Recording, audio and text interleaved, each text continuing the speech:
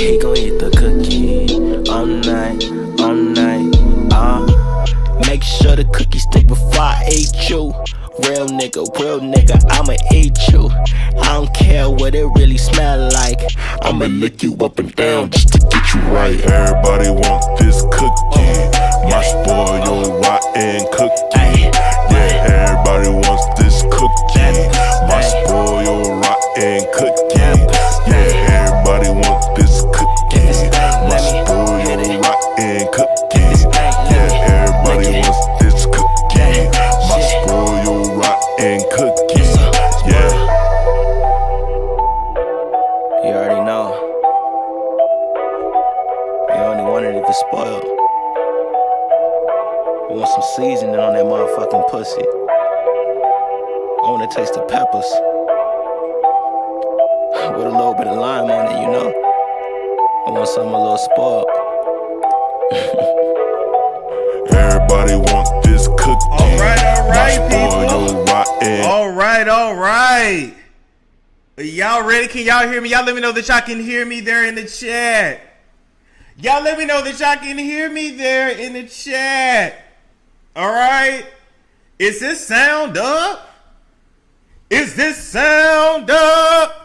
Is my mic on? Is this mic on? Is my J-Lo mic on? Y'all let me know. Because her mic was on and she sounded horrible. Okay? Y'all let me know. Is the mic on or no?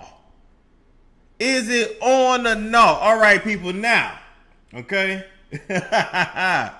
All right, people, we're about to get into it in 5, 4, 3, 2, 1. It's storm show. Ay, it's storm show. It's storm show. Ay, Bam. Okay, that was supposed to go right back to me, so that wasn't as smooth. That wasn't as smooth as I thought. That was supposed to go right back to me. What is up, people? What is up, Storm Chasers? I love y'all. I miss y'all. Woo, woo, woo. All right, we got a whole lot of stories to get into tonight. Okay, we got a whole lot to get into. All right, so first things first, people. We gotta bring Columbus Short onto the docket, okay? If y'all don't remember Columbus Short, he was the actor that ruined his career and ruined his life when he got on the alcohol and he got on the drugs and messed up his show over there on Scandal.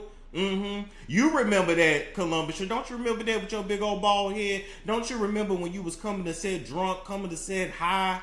Don't you remember when you was beating on your ex, and now with this one right here, this wife right here is whipping his ass? Did y'all hear about this story here? Christopher Short, and I was about to call your ass Christopher Columbus, all right? He done got a restraining order on his wife, Miss Feminine, Fit, and Friendly. Remember, sisters, they say they treat them better. They say they so submissive. This is another submissive dragon. So let me tell you what this submissive dragon right here was doing. Also, before I get into that, let me tell y'all, her name is Ada, or it might be pronounced Ida. A-I-D-A. I know she ain't melanated. She is of the non-melanated persuasion, okay? He didn't got a restraining order against her because she was beating his ass, busted his eye, and threw a 10-week-old puppy. You know how crazy you gotta be to throw a puppy? That's like throwing a baby. That's like throwing a kitten. You know how evil you gotta be to do that. You know how much of a soul you gotta lack to do that. But she's so feminine, fit, and friendly. All right. Looks like Columbus Short that made his motherfucking match. Your ex didn't want to be rumbling and tumbling with you, but it looks like you met a hoe that don't mind taking you down to the WWE, except she pinned your black ass on the mat and you lost. Okay, so this ain't the first time she done that. Apparently she's verbally abusive. Ooh, so submissive. I didn't know submissive people was whipping ass and talking back and being abusive. Shout out to Jeezy. Hey Jeezy, ain't you somewhere looking for a black woman to pick up the pieces that Jeannie might shatter? Ain't you somewhere looking for somebody to take you in and not take you in money wise? I mean take you in emotionally, because we know that Jeannie destroyed your ass. Made you feel like a motherfucking king, except you couldn't be no king in your own goddamn house, okay? You thought that Genie was gonna hello, honey. You thought that she was gonna do what you say, and you know, you really thought she was gonna be renting things in that motherfucking house, and you wasn't. You know, Genie was renting things. Her mama in them tacky ass hats was running things. Her gay ass brother was running things. And now you lost your daughter. Anyway, so back to Columbus Short and Ida. She been around there abusing him, Ike Turnering him, Chris Browning him all down by the house. And he even got the restraining order. You know, they usually don't give us a restraining order against y'all. So she must have been really whipping his ass. Anyway, nonetheless, he ruined his career. He's no longer relevant. And he claimed that one night when Diddy called him and said, hey, Columbus, it's Sean, come over. He claims he didn't come over, but I'm still trying to figure out why Diddy, aka Sean, was comfortable enough to call you at 1, 2, 3 a.m. in the morning. Columbus, I feel like Diddy wouldn't have made that call to you, nigga, if he didn't think that pussy was not open for busting. I guess after you told him no, he called Meek Mill and put a pool stick up his ass. All right, moving right along from that, people. Okay, moving right along from that. Real quick, we got to come in and talk about 50 Cent and this influencer and actor by the name of Bryce Hall. Apparently, they was working on a film together. What it really sounds like is that 50 Cent was like acting in the movie, but also like an investor. It's a movie called Skill. I can't even read my damn handwriting. Anyway, listen. The only reason why I'm talking about this story is because 50 Cent does not lose lawsuits often. So the fact that 50 Cent did not win this lawsuit against this white boy right here, this Wonder Bread, he lost against Wonder Bread. It just goes to let you know, I don't care how much money you got, how much status you got, and how many black people you take down with your platform. Not saying 50 Cent has, but we know what 50 Cent gives. When it comes to them Wonder Breads, when you go in that court, they gonna have that advantage no matter what. 50 Cent was suing Bryce and the production company for unauthorized use of his image and basically not compensating him for being in the movie. And, you know, 50 said he wanted his $5 million and Wonder Bread won. So anyway, I don't think he's going to be dragging Wonder Bread on his social media the way he's dragging the others. Now, we got a quick commercial break here, and then we're going to come back and talk about Master P. Welcome to the Dirty South, where the beats hit hard and the bodies are thick and the hustle unstoppable. Audition now to be part of the realest reality takeover in the South.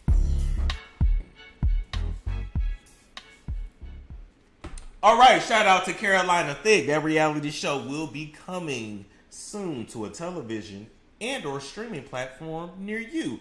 Now, next we gotta come and talk about Master P. Make them say,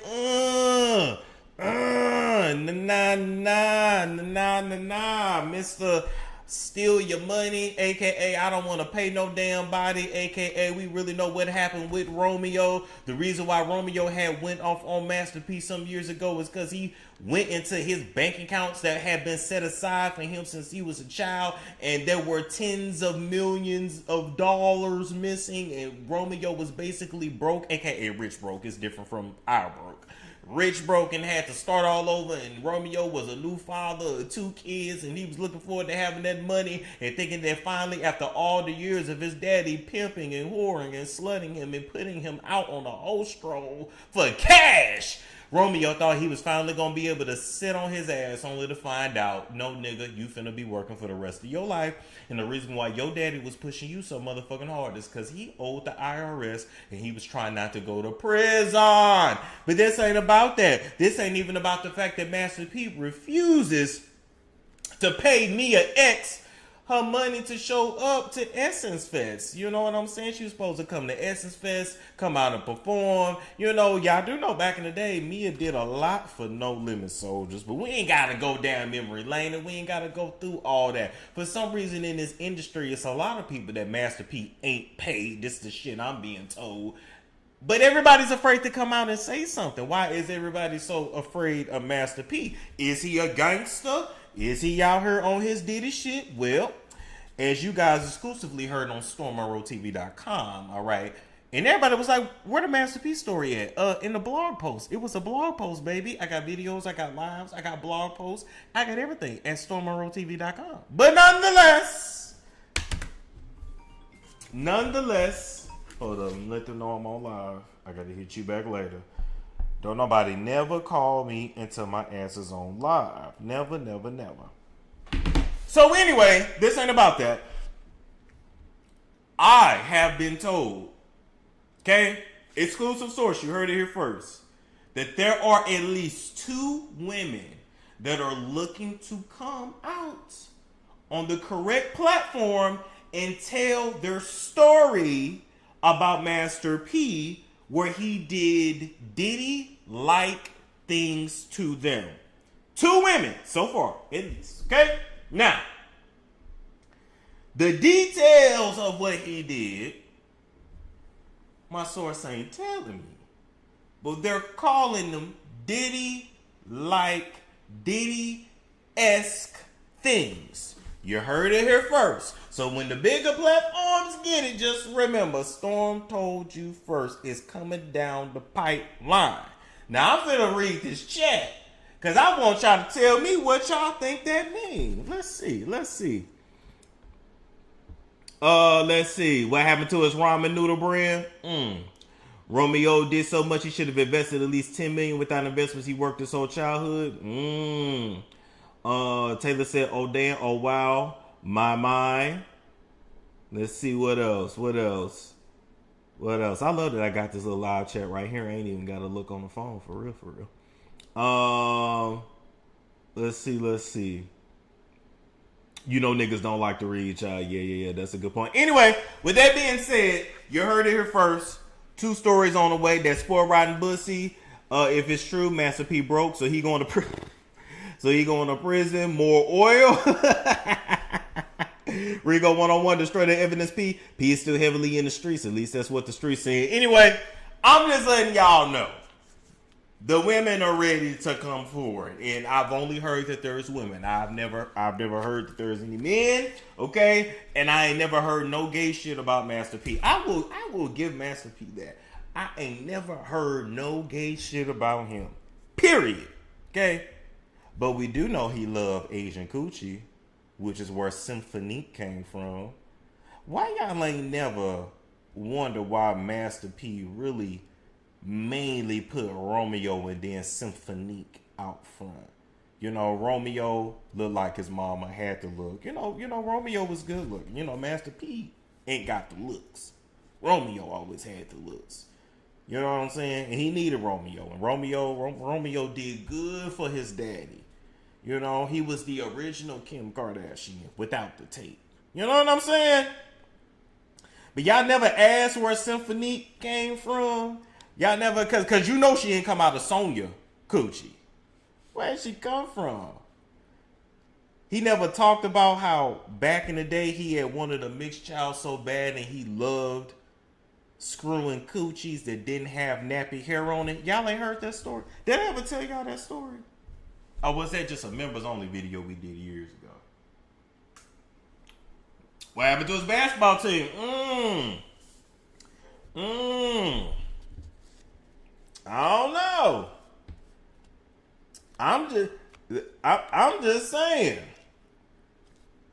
Sat there and had that baby with that Asian lady that named her the most ghettoest name ever, Symphony. Anyway, with that being said, he might be a little bit of a colorist, but I ain't never heard no gay shit, okay? Moving right along from that, we got more oil. All right, we got to come and talk about Armon Wiggins, who went mega viral last week for being outside of the Diddy trial. And I don't know who that dude was that was squirting the oil on his chest and his back. But squirting the oil all over him. So first off, y'all know I had to actually call Armando. No one be like, hey, is you good? Because your ass is everywhere. When I tell you I seen this man's oiled up body all over the news. CBS, TMZ. I don't know if it was on People Magazine, but I'm sure it was. I knew something was up when Candace Owens showed the video. All the black platforms, all the white platforms. I knew it when what's that news site? It's called Sky News Australia. His oiled up chest right there on the headline. Boom. And then you got him like this with the oil, and literally it says Diddy supporter under it. I said, oh damn. My nigga fucked up. I said, oh damn. Cause that right there, you're not gonna be able to live down. There are certain things we do as influencers, as YouTubers, as social media content creators, where you go, you know what? That's gonna be on your name forever. It's just one of them things. So he might as well embrace it. Don't run from it. Don't even be ashamed of it. And he's addressed it. You know, he's addressed it for sure. I just hadn't talked to y'all about it because a lot of people started getting my DMs like, well, Storm, what you thinking? Storm, what's your opinion? What's your honest opinion? Baby, I'm going to give it to you. Just wait. Just wait. So, okay.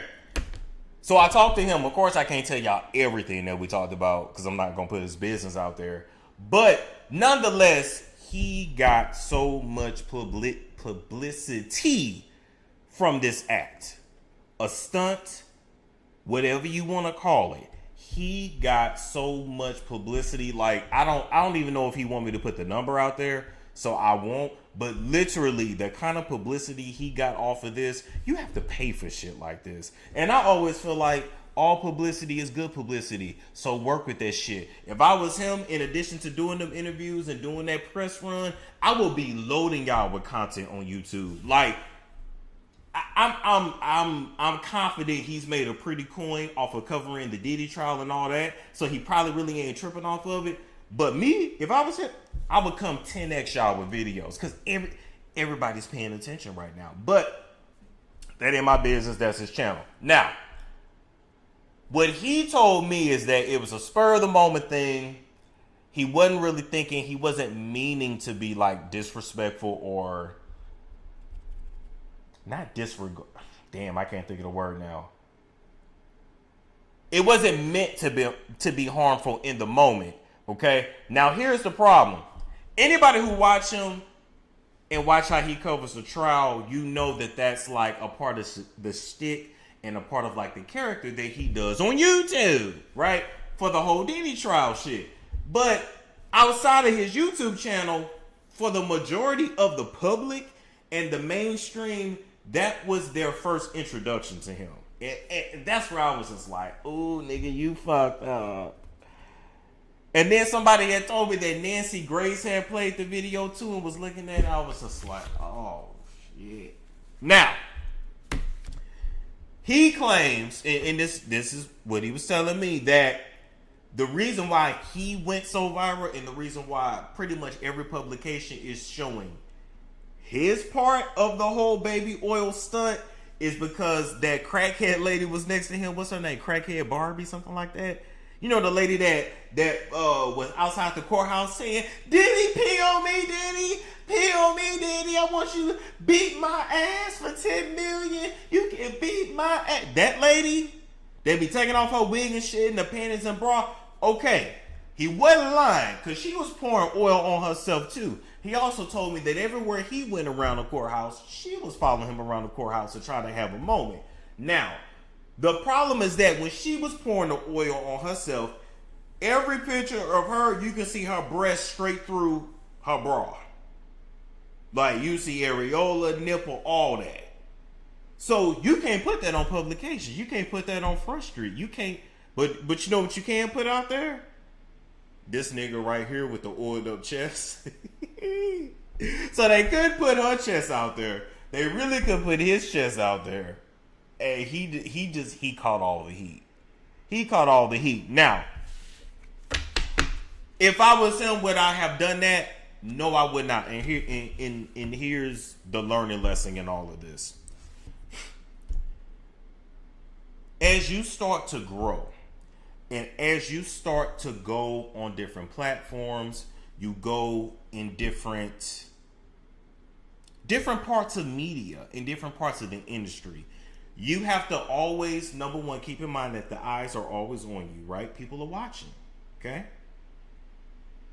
He was, I want to say, the number one person that y'all was really watching for the Diddy recaps. Him, I know Mims was covering it, and Tisa Tells, right? And but she's a woman, so it's a little bit different. But Tisa was covering it as well. But when you are the top dog in some shit, when everybody's saying your name, celebrities reposting, everybody talking about it on TikTok, when you are at the top of the apex, is that the word? Anyway, whatever. You gotta watch every single thing you do because people are waiting for you to fuck up. And what he also has to understand is that for the people that have watched him grow over the years, and even for the people that have left as followers and were coming back, right? They felt disappointed in him in that moment. They felt like, damn, you done finally got what you say you want, and now you doing this? Why are you doing it? They didn't understand why. You understand? The other, before I get to that part, let me finish this part. The other thing we have to realize as content creators, right? You know, y'all my people. As Funky doesn't even say y'all black like this, not like that, right? When I do certain shit on this camera and on this mic and the little nuances of black culture, y'all get it. But when I step outside of this, people don't get that. They don't get it. And so what he should have done is after the courthouse and the ruling came down and all that shit, he should have went back to his apartment, whatever apartment he was staying at, and you want to oil your body up there, do it there. You want to roll around on a bed there, do it there. You want to take your clothes off there, do it on your own show, on your own platform. But even I would even advise him, the way you got so many eyes on you, shit like that needs to always be behind a paywall at this point. Because when you start going on different platforms like that, people are clipping everything. People are ready for you to fuck up and ready for you to fail. It is what it is, right? Y'all done seen me jump from mattress to mattress. Y'all done seen me be in the tub. Y'all done, you know, it would have been the equivalent of me being up there at that trial, and when that verdict came down, I'm in my doctor's coat, my chest is oiled up, and I'm popping the belt. I'm popping the belt. You know, pop my butt, pop my butt, pop my butt, pop my butt.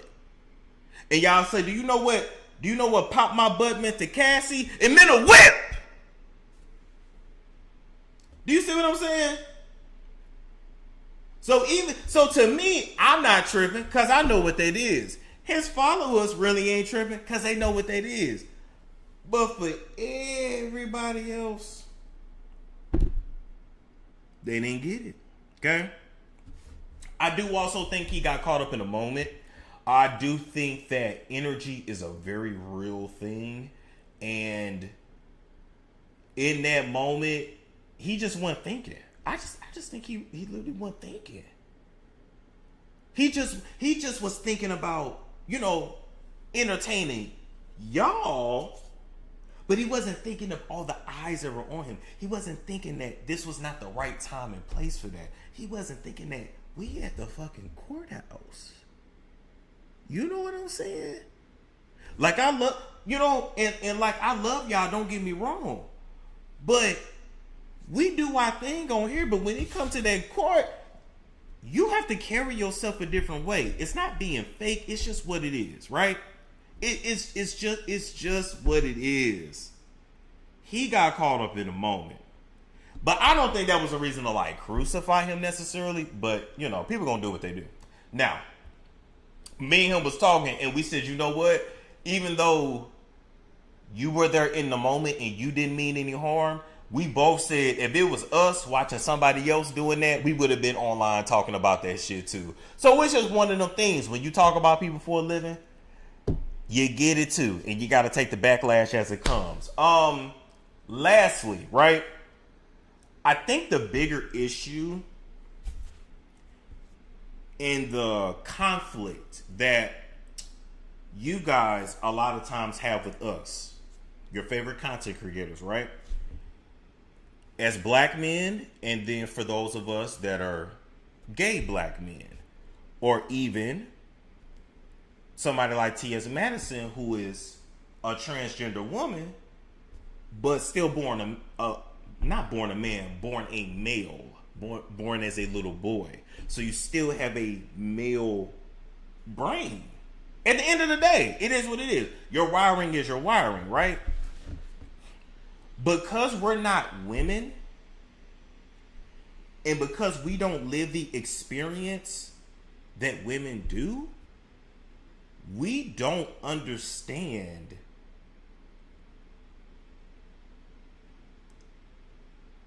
the amount of sensitivity that is needed when we approach certain topics. We don't know because we're not women and we don't live that experience. Okay? Heterosexual men, and really look at it this way too. Heterosexual men marry and date women and they still don't understand y'all experience. So then when you add gay on top of that, they really don't fucking get it.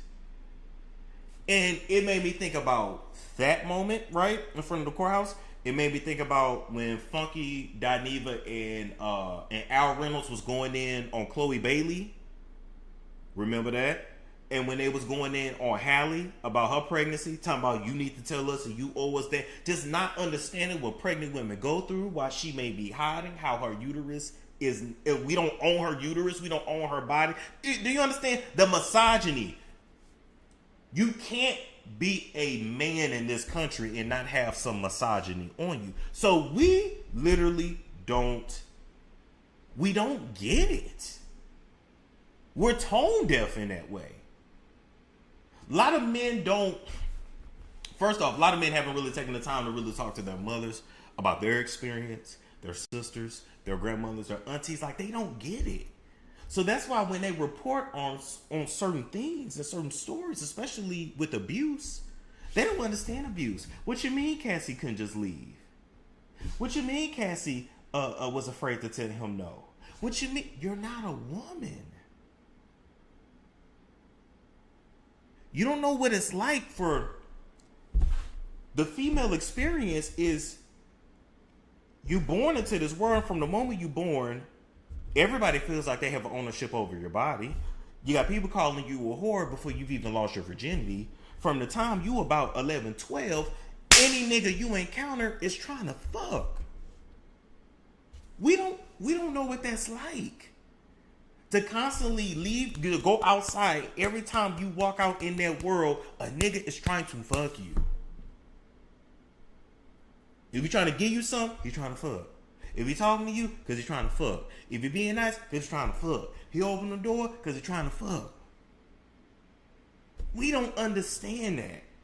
The closest thing and the closest way we really start to really understand y'all experience is when a man goes to prison. And the first thing he knows, he got to be on his shit. He got to be on his P's and Q's. And he learns just how predatory and how naturally predatory men are. The only way we kind of understand it is if you're a smaller male. And when you go out in the world, I'm talking about like in stature, and you go out in the world, you feel vulnerable. And then they start to overcompensate by maybe being hyper aggressive or some niggas tatted from head to toe. They definitely got to learn how to fight. They definitely got to, why? Because men are naturally territorial. So I top all of this back in, not to call Armon predatory, but to simply say he, me, we, I, us as men are largely tone deaf to what y'all go through. And that's why we constantly have these instances of y'all being like, now what the fuck? Why would you do that? Because in that moment, he's not thinking of how many women are gonna be hurt when they see that because they were abused. They got their ass kicked. A lot of women watching us right now still getting their ass beat. And they can't just leave. And it's not that simple. It's not that simple to just leave. All you gotta do is watch the news every day. Women being taken out. Every day. Every day. Every day. Every day. Women have kids. Shit, times is hard. Welfare being cut. You can't just leave. Everybody don't have help. It don't work. It just don't. It don't work like that. Oh, she can just leave me. She could just tell him no. How the fuck she gonna tell a nigga no that didn't beat her until she unconscious? That can choke the life out of her.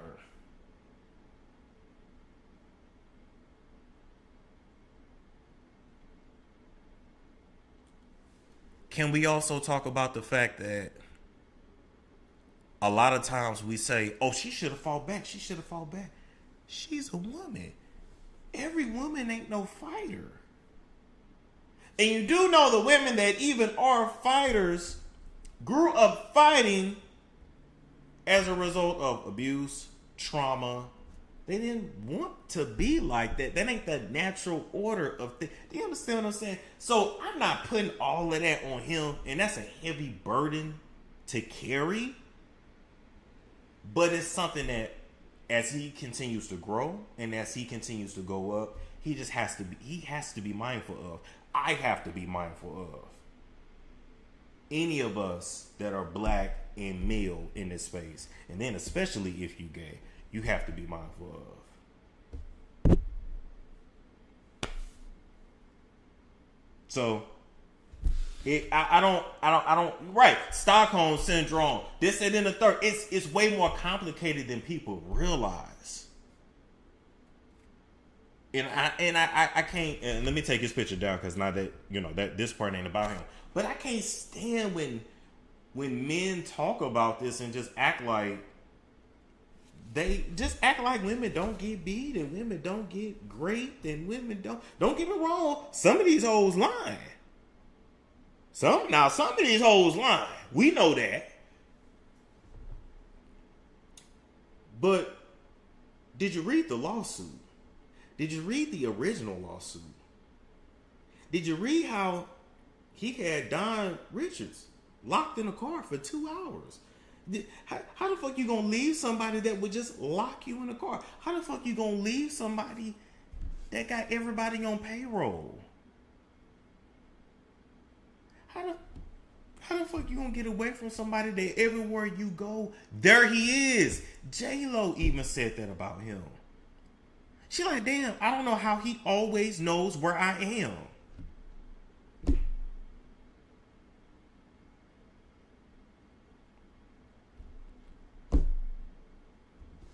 Anyway, all right.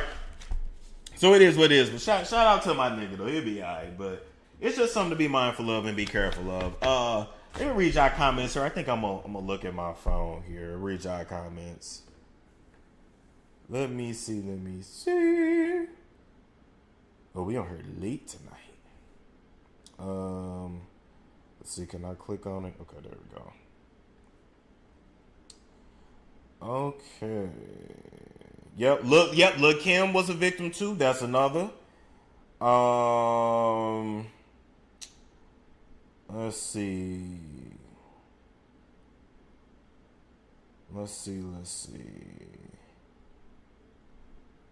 Right, speaking about the psychology of it all.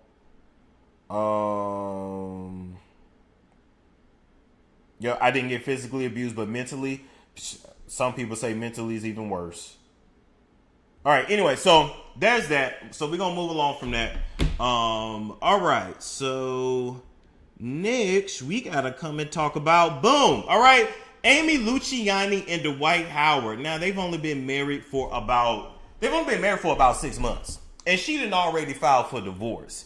Now, a lot of outlets out here were saying like, oh my gosh, she's trying to get half of his assets. And how can she do that when they ain't even been married that long? That's absolutely not true. She actually really not asking for shit. She just wants a divorce. She wants out of this relationship, okay? Now, everybody online talking about, sis, I told you so, we told you so, we told you so. You must have walked in on him with a man. Was Miss Kitty there? Was this, that? Let me tell you something. It ain't a person in the world that don't know that Dwight Howard is bisexual, or if he messing with trans, technically pansexual. But you know, black folks ain't trying to hear none of that. They just say, that nigga gay. Okay? But it ain't a person in the world that don't know that man goes both ways. And if you don't know, a simple Google search gonna pull that shit up. So this woman knew exactly who and what her nigga was. For goodness sakes, the man used to dress her. They was wearing each other's jeans. For goodness sakes, y'all think this grown ass woman didn't know who her nigga really was? She's getting a divorce from him due to societal pressure. That's it. She knows he goes both ways, and she really didn't care. And to be quite honest with you, she probably liked that shit. Because there are a lot of women out here that like bisexual niggas. It's a lot of women out here that would tell you that their best relationship was with a nigga that was bi. Listen. She knew, and she was cool with it, but the internet got to her, and I believe her family got to it, and she got tired of answering questions, and she couldn't take the pressure, and so she had to just go about it. She has to go about her business for her own sanity. But if she want me to believe that she didn't know that man was bisexual, sis, I'm not buying it. I'm not buying it. And if you want us to believe that, sis, you being fake. You being fake like them veneers in your mouth. Now, them veneers is fake, sis, but you ain't got to be fake with us. Everybody know how that man get down. Everybody know they love him some Miss Kitty. Everybody know that he took that arm, that long ass arm, and he held it on that nigga's stomach, and he... Because he was going to make him take that throat. Everybody know your nigga love the deep throat. Everybody know your nigga got that vacuum in his throat.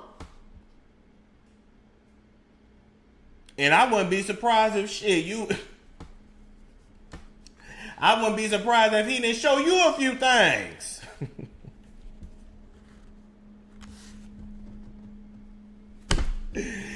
That's it, that's all. That lady knew who the hell that nigga was. Y'all really want me to believe that shit? Come on now. Now, moving right along from that, we got a new boo alert. Shout out to Megan Thee Stallion, okay? She put these pictures on her Instagram not too long ago. And the detectives that is the internet, I swear, a lot of y'all should have just worked for the FBI. But it ain't even that, right? The detectives looked and said, who is that light-skinned man in the back? Who is that man? And they figured out that it's Klay Thompson, the basketball player. Now, here's my thing. Sis, when you took these pictures, you knew that he was in the back and you wanted to be public. This was a slick-ass way of putting it out there. Y'all got to understand. Well, y'all already know because y'all women. You know, women do shit indirectly, not really directly. So she like, I'm going to put that shit out here. Like, So she must be really digging this one. She must be really fucking with him, with Klay. Because just look at the position of it all. She there posed, and he just so happened to be in the back, not paying attention. Probably even told him he wasn't going to be in the shot, knowing he was in the shot. He's a celebrity. I mean, she's a celebrity. She's used to this shit. So you know she going over every picture in detail before it's posted. That's how women be on vacation. Damn how they figure it out. Shit, the internet figure out everything. The internet figures out everything. But if you want us to believe that you come on now. Just say that's your nigga. If that's your nigga, that's your nigga. It's okay. It's okay. You want to try a little light skin. You and your white friends. It's okay. You trying to be a basketball wife now? I'm not. Listen, I'm not mad at it. It's definitely an upgrade from Tori. So I mean, sis ain't always had the best choice in men, you know. Moneybag Yo, Tori. Party was okay, but I mean, come on. You know, you know, you don't be getting all drunk and high around this one, Megan. Cause this one ain't gonna take all that bullshit. Clay might be built a little different. You're gonna have to be a little bit more classy with this one. And I'm here for it. Now, moving right along from that, we gotta come and talk about LiAngelo, all right? And LiAngelo and Miss Nicki Baby. This is the middle brother of the Ball brothers. You know, it's LaMelo, LiAngelo, and look, what's all they damn names? Hold up. They all got weird names. So the father's LeVar, and it's LaMelo, LiAngelo, and what's the Ball brothers' names? LaMelo, LiAngelo. Oh, what's the? It's another one, ain't it? Lonzo. Oh, that's who I was forgetting. Lonzo. Okay, Lonzo, LaMelo, and LiAngelo. But LiAngelo right here is the middle child. Okay. One thing I always tell women, and I don't know if nobody never told you, when you out here dating, baby, you better pay attention to what birth order your nigga is. Is he the only child? Is he the first child? Is he the middle? Is he the baby? Or is he just somewhere in between? You better always know and recognize, all right? Because he's swerving in that corner. Whoa. He swerved on Nicki. Now he swerved on Rashida. He put two babies in Miss Nicki Baby back to back. Left her, got with Rashida, married her, got her pregnant, and has now filed for divorce. Yeah. LiAngelo, yeah, he's the one that's rapping. Okay? Now, why he running through these women like this? Why he doing these women like this? I don't know. I just know you got to be careful when you get... Do they pass all the women around in the industry? Probably. I think it's very interesting how Rashida, now that's LiAngelo's wife, soon to be ex-wife. I think it's interesting that as soon as he files for divorce, now she does a pregnancy announcement, and now I don't feel bad for you, sis, because you was laughing at another woman's pain when Miss Nicki Baby was going through it. You had no problem talking all that shit. When y'all women gonna learn, stop getting with these niggas and nanny boo boo on the ex. Of course he gonna tell you the ex was the problem. Of course he gonna tell you his ex was crazy. That nigga ain't gonna never tell you what he did to her. You got with this man when the other girl was still pregnant. What did you expect? Did you think that things were gonna work out for you? Did you think that you were a prize because he married you? He just doing some shit to do some shit. He don't know what the fuck he doing. He ain't got no purpose in life, and he float through life. He don't know if he want to be a basketball player. He don't know if he want to be in shape or out of shape. He don't know if he want to be a musician. He don't know what he do. He's a fucking finesser. He finessed that record label out of 8 million. He finessed Miss Nicki Baby, and he finessed you too. He's a finesser.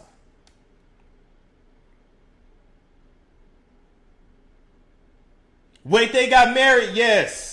Him and a black girl was married.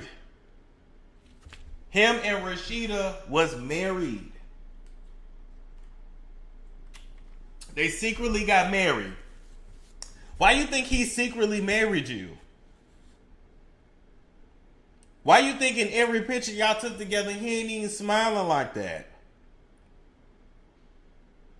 I'm starting to think that these women is like using witchcraft to get these men or something, because it's like they get the men like seem to be all over them, and then out of nowhere that nigga just break away.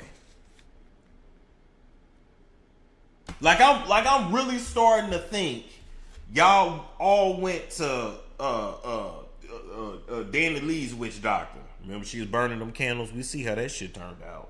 That girl's still a mess. Speaking of white privilege, I still don't understand how Danny Lee was drunk, hit somebody, broke their back, and that girl is not sitting in prison. I just anyway. K-Doc said he used her to get the black people to listen to his music. Wow. I hope not. That's dangerous. Then ran away when she wanted to kiss. Right. Is he gay? I don't think he gay. But then I don't know. I don't know these people in real life, but I don't think it's a gay thing. I think it's he's immature and he don't like responsibility. You know what I mean? Because whether men want to like be, I mean, I'm a man too, even though they try to act like I'm not, but you know. Men are big ass babies too. And so I just think that he loves the attention. I think that he seeks out women that like mother him in a sense. And I think that once he get them pregnant and that attention goes to the baby and not to him, I think he dips. Right? Right? Like, you know what I'm saying? Like, am I tripping? Like, you know, I've heard a lot of women say they feel like they nigga hated them when they got pregnant and hated them once the baby came and was like jealous of the baby. And why am I thinking of Nelly and Ashanti right now? But yeah, it's like, you know, like,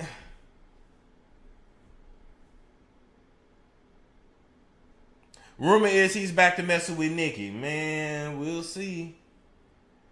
It said, nah, he likes boys. Yana Artist 77 said he looks like he's needy and so annoying. A lot of men are. And that's why you gotta know your nigga. It's your shake my head, crazy game some of these men like to play. Yeah, they do. But anyway, we're gonna see how this work out. I am gonna say this to Rashida once again. You know, I pray you have a safe pregnancy and a safe delivery. Congratulations on your child. You know, I don't know what else to tell you. Get what you can out of them. Get your child support. Keep it moving. You know, because you ain't Miss Nicki Baby and you don't have Miss Nicki Baby's money. So, there it is. Rumor is he never stopped messing with Nicki. Maybe. All right, moving right along from there, we got to talk about L.A. Reid and Drew Dixon. She had filed a lawsuit against L.A. Reid in November of 2023. Oh, that was the same month Cassie filed her lawsuit against Diddy. It was under the something Protections Act, and I can't think of it at the moment. But anyway, so Drew Dixon accuses L.A. Reid of SA on 2 different occasions. She says that he SA'd her on a private plane, he SA'd her in his private car, and that after she continued to like swerve his sexual advances, he let her know that she would basically never have a career, and that's why her career was thwarted. Okay, so she said she put in that lawsuit, baby. She like, hey, I want my day in court. She's done documentaries. You can go see it on HBO. I think it's on HBO. But here's the crazy thing. Drew is this close to getting a default judgment on L.A. Reid because L.A. Reid ain't paid his attorneys. L.A. Reid's attorneys asked the court to be relieved and be released off this case because they ain't got no payment from L.A. Reid. And the court then said that if new attorneys for you, L.A. Reid, I ain't even look up what your real name is, but nigga, if you don't get some attorneys quick, if you don't call Legal Shield, if you broke in times and really got that hard, if you don't figure that shit out, Drew finna get a default judgment. And we see how that played out for the game. So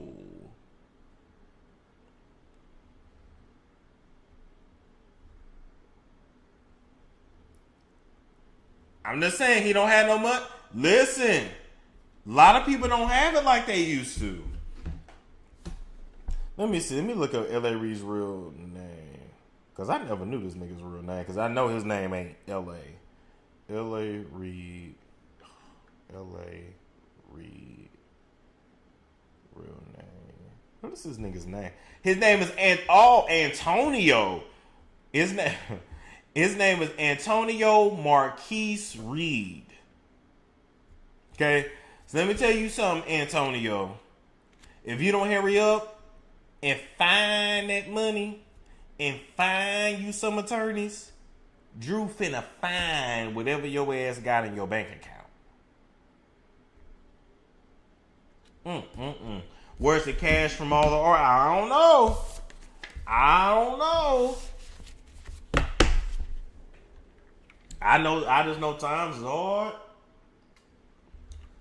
Nicki online spazzing. Nicki trying to become a streamer. Everybody trying to become a streamer. Hollywood ain't hitting no more. Hollywood through. It's done. All right. Now, moving right along from that, okay? I wanted to come and actually tell my Rock Nation story. All right.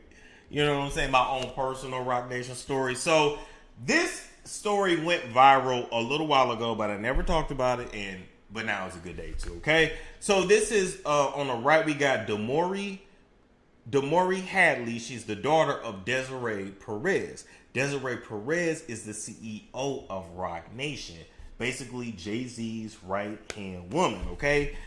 Damori had came out, might have been a few months ago now, and basically accused her mother of trying to illegally Baker Act her, which just basically means tried to get her own daughter locked in a crazy house, locked on a psychiatric hold, was allegedly lying on her daughter's husband, saying he was beating her, saying that her daughter was a self-deleter, and the daughter has the proof and is saying that all of this is made up, and that her daughter and that her mama is trying to basically Britney Spears her, Mariah Carey her. Y'all know how they get down in this industry. They say you crazy. They're trying to Wendy Williams her.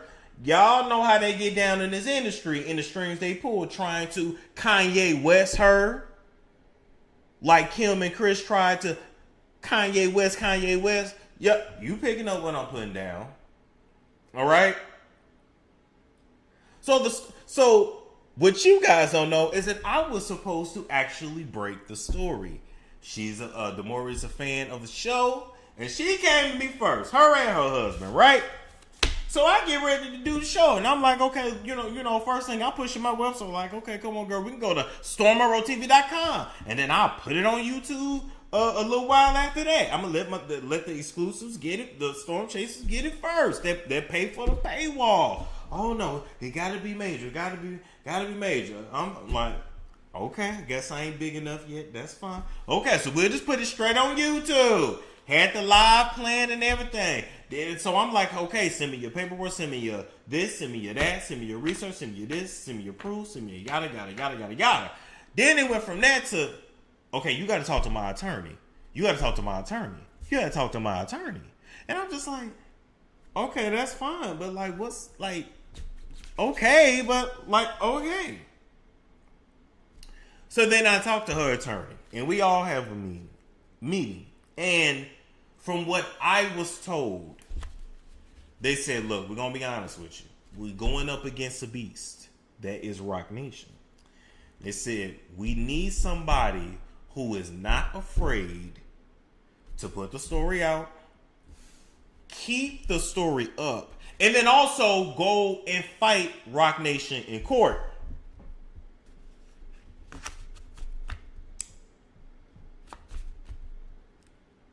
So they asked me straight up, do I have the money and the resources to fight Rock Nation in court? And I do not. I'm not going up against Rock Nation. I see what Milagros is going through. I ain't got no time for that. I ain't got no time for none of that shit. It's a hell no for me. And I actually told them I recommend them going to Candace Owens, right? Because I feel like if Candace will talk about the president, if Candace will talk about the prime minister, if Candace will Candace Owens really breaks groundbreaking stories. Only thing I gotta get on Candace Owens' ass about is the fact that she has not called out Andrew Tate for his trafficking. And she sat there and she smiled in his face. But that's another story for another day. But outside of that, you talking about some this and that, and they say, yeah, we just want to let you know that they are striking channels, that they will try to get your shit taken down. They will sanction you, like they will fight you tooth and nail. So we need somebody who will keep the video up no matter what, as well as be willing, ready, and able to go to court and face them in court. I ain't got no time. Nah, we good. We good. So, shout out to them. Shout out to everybody involved in the case. But I just wanted to put that out there just to let y'all know that Rock Nation is very powerful. And when people be scared of Rock Nation, they ain't bullshitting. All right.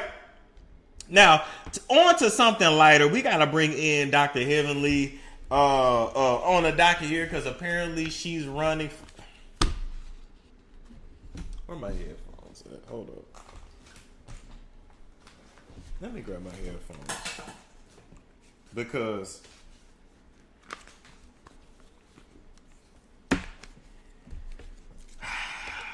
Because Heavenly running for office there in Georgia is just hilarious to me.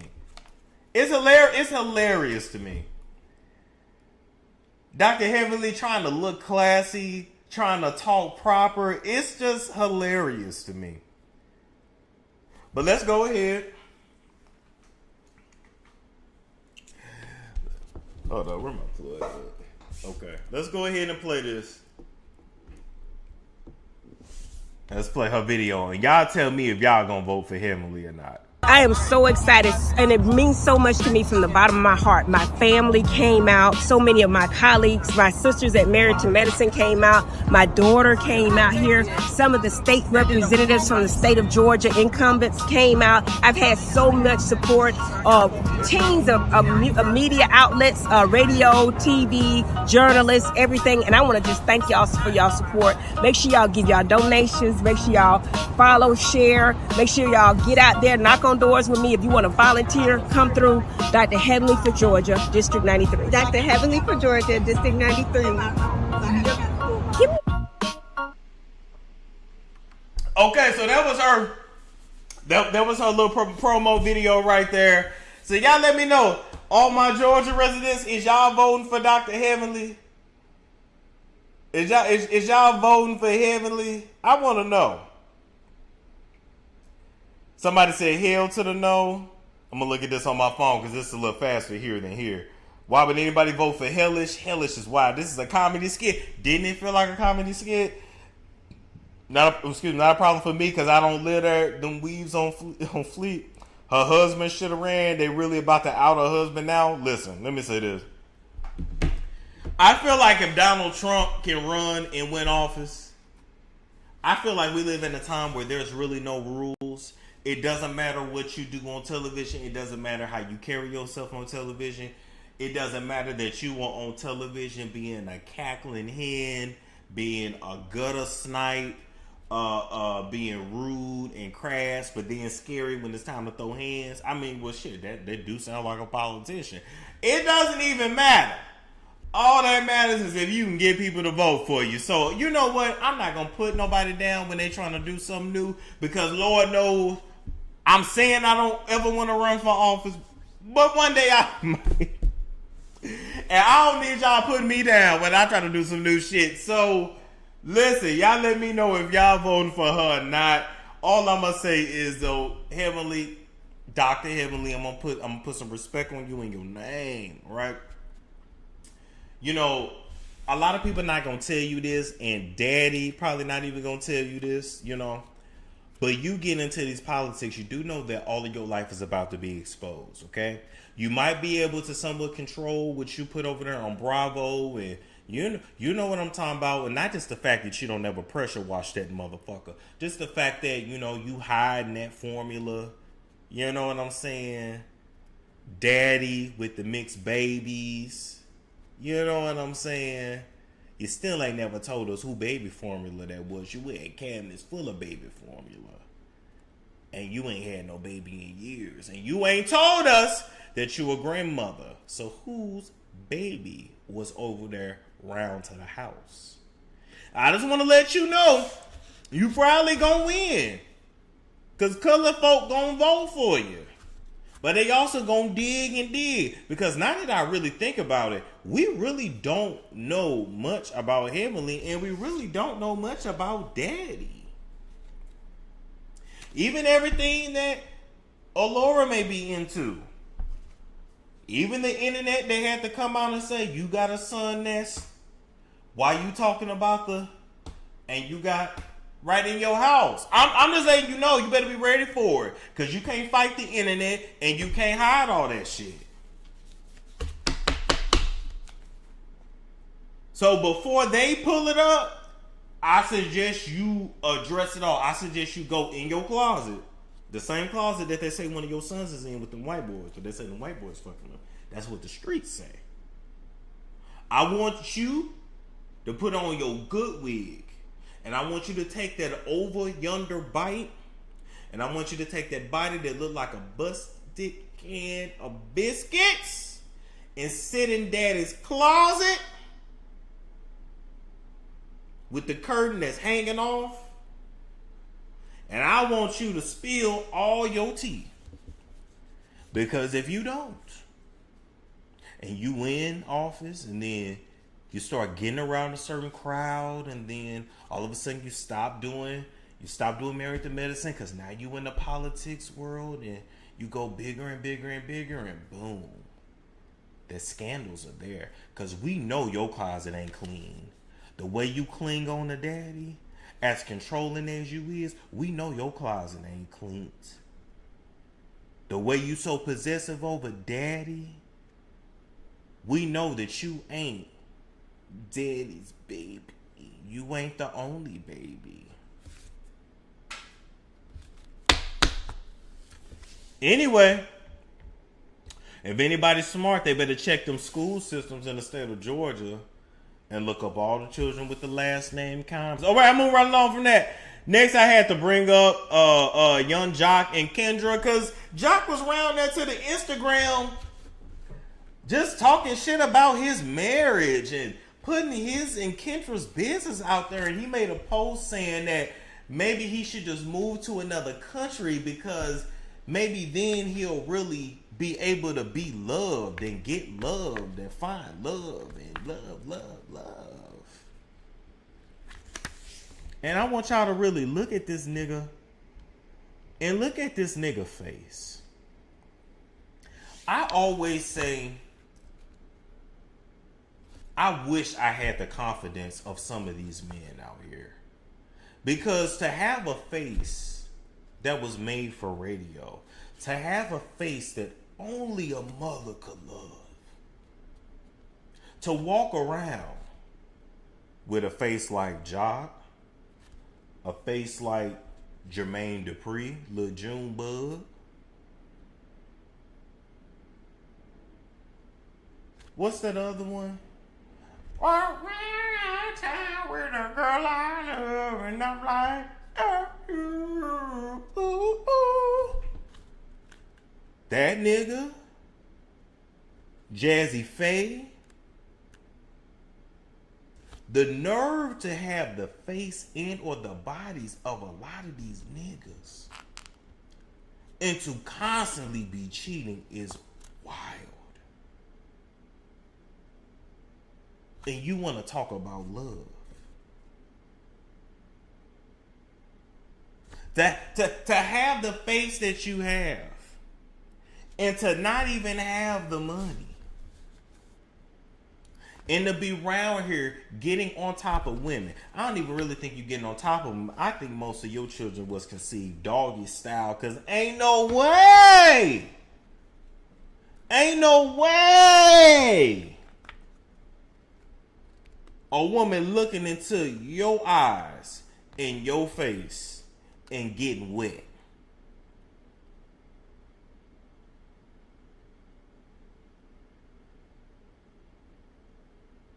The fact that a lot of you niggas walking around looking like something that should have never made it out of the first trimester. And y'all just piss away women like it's nothing. It's wild to me. And now after all the disrespect that you done gave Kendra, after cheating on her 1,000 times over, now you say, basically you finna become a passport, bro?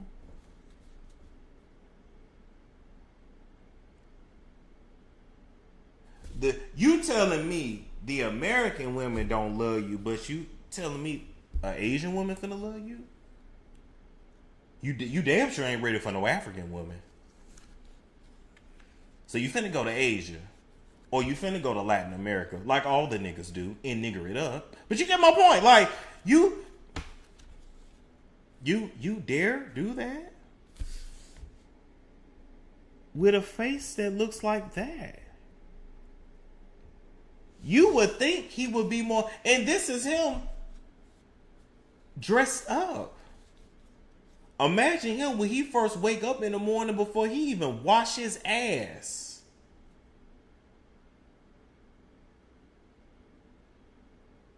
I believe that's the real reason Kendra ain't having no kids with him neither. She don't want no motherfucking kids that look like that. Y'all not gonna say it, but I'ma say it. Now, maybe he laying pipe. Maybe he know what he doing when it comes to the bedroom. Maybe it's that. Maybe it's all beefcake that got these women going crazy. But I'm just here to let y'all know that the face of a man that look like this should probably be a little more humble.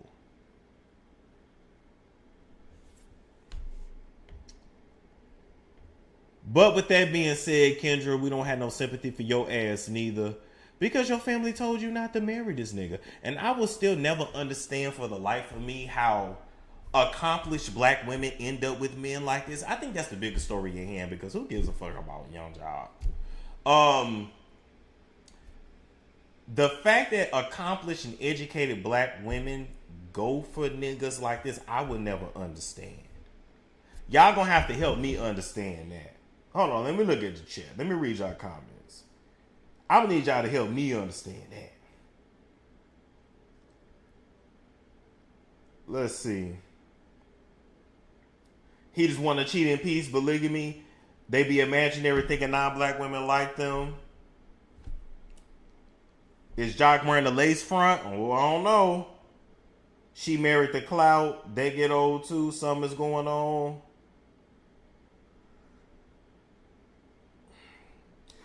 Yeah, that picture's definitely doing him justice. Here's Beefcake. You're shaking my damn head. She educated and smart but still hood. Anyway, it is what it is. Now, move right along from that. Next story, we got to talk about Funky Dineva and Claudia Jordan.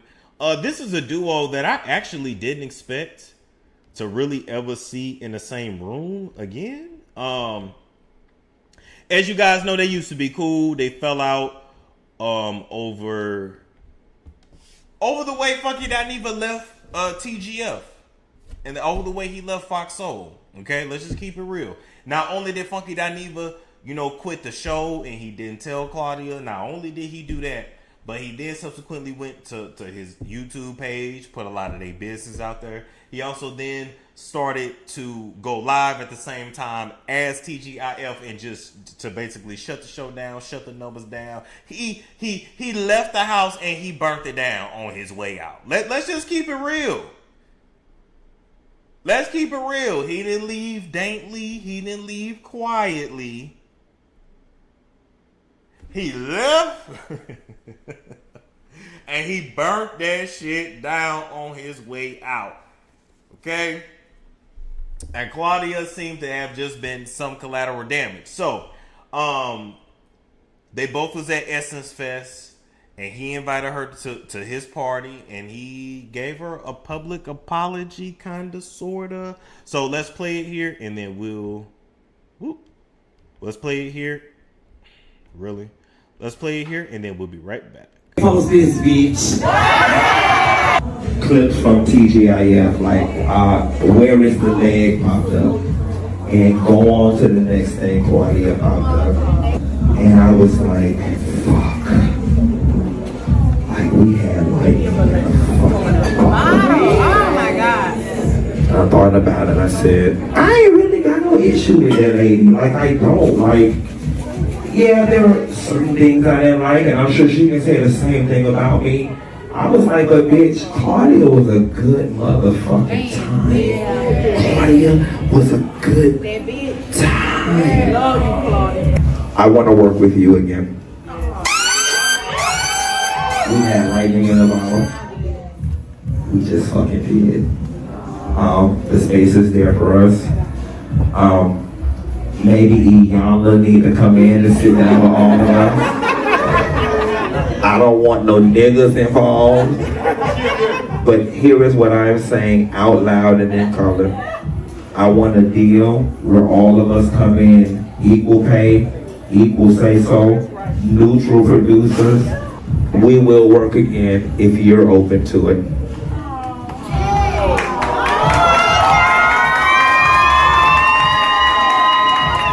We love it. Thank you for that. I just want people around me to work to make money, and I really hated when things went left because I just think I always get blamed for everything. And I always loved your personality. I love signing on, and who cares if I didn't get along with someone else? That had nothing to do with me and you. Correct. And I think I got a lot of that, and it really hurt my heart too. And like, there's no way in hell that something that it's global, you guys. Yeah, UK people, Africa people. Africans, South Africans, Europeans, like I still to this day get asked about it. So I'm glad to reach out. I always wanted Some professional differences, but it was never that deep to the point where I hate that bitch. Like, I quit before it got far. I just left. You know that nothing to do with you quitting. So directly out of my mouth to your ears, Claudia Jordan is not the direct. Well, I quit over $250. I didn't feel appreciated by Foxhole. Them hoes wouldn't even give me no goddamn. I said, if you won't give me the $250, can I have some health insurance? And you got on Twitter, was like, well, bitch, get it from SAG. You did? No, I wanted it from them hoes. But nevertheless, let's build. Fuck it. You from Tasha K. Post this, bitch. Positive. I want to work with you again. I do too. And let's do it again and again. Okay, there we go. So, a lot of people not feeling it. A lot of people telling Claudia, don't go back. Don't fall for it. You can accept the apology, but don't work with him again. And people was asking me what were my honest thoughts, right? So, here's my thing. And I'm cool with Funky Dineva. I'm cool with him. Got his number. You know, I mean, we don't talk frequently and we don't hang out or nothing like that. But we cool. And we met him years ago. But nonetheless, right? When I watched that apology, did I think it was genuine? I'm going to say yes, but partially. I believe that apology was as genuine as Quentin could be. I believe that, and don't get me wrong, according to him, he making plenty money off YouTube, right? But it ain't no money like more money. Ain't no wrong with more money. I believe that he sees what Claudia is doing, where Claudia is going, and he also wants to be a part of that. I believe that maybe in this moment, he does not need her, but he's also looking at the future and looking at the fact that I might need her though.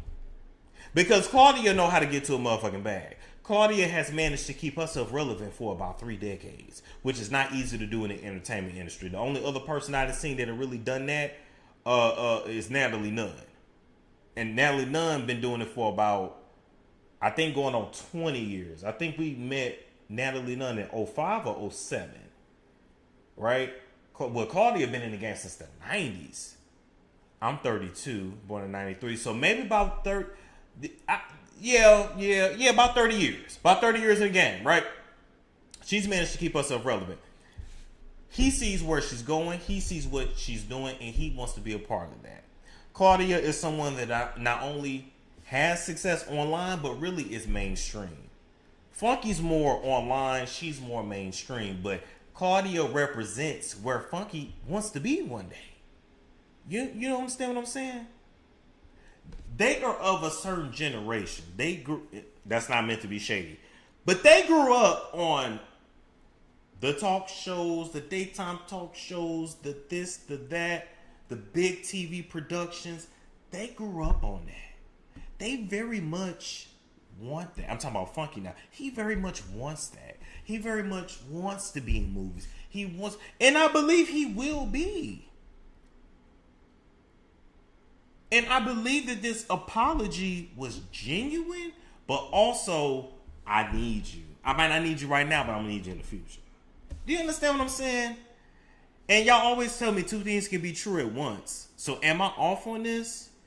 Well, like, I think he is actually sorry. I think he actually hates how he carried on. And I also believe that he need her for some too. Is it just me? Now, did he go full nuclear on Claudia? Did he go full South Florida on her? No, he did not. One thing I noticed with South Florida folk, baby, y'all burn motherfucking bridges. Like, like when y'all get into it with somebody, baby, y'all burn that motherfucking bridge. But y'all don't know you be burning the bridge, because to y'all, like, it ain't no big deal. And like, okay, whatever. Like, yeah, girl, yeah, let that go, whatever. But that other person be like, I'm never doing business with you again. It's it just be like, oh my God, think.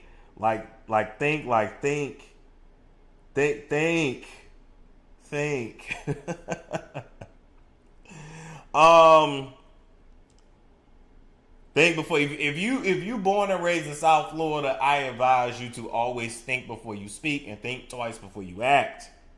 Maybe both. Let me see what y'all saying here in the chat. I see what you're saying. It's like him saying we both made a lot of good content together. We can make a lot more and rack up a bag. Right. And is he wrong for that though?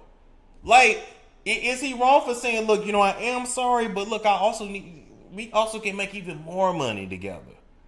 Because y'all got to remember the gig that they had at TGIF, making $250,000 a year to only work 4 hours a week, 5 hours a week. To come and sit on a Zoom. And honestly, let's keep it real. It was very low effort. You didn't have to go to no studio. You didn't even really have to put on clothes. They weren't ultra prepared for the topics. I mean, Claudia always was.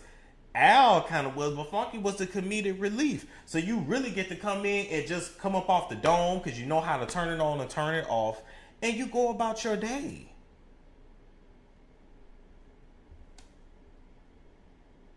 You can pay me $250,000 to sit up for 1 hour. The only difference is I would do that and I would still do my channel. I'm doing both. I need all the checks. But still,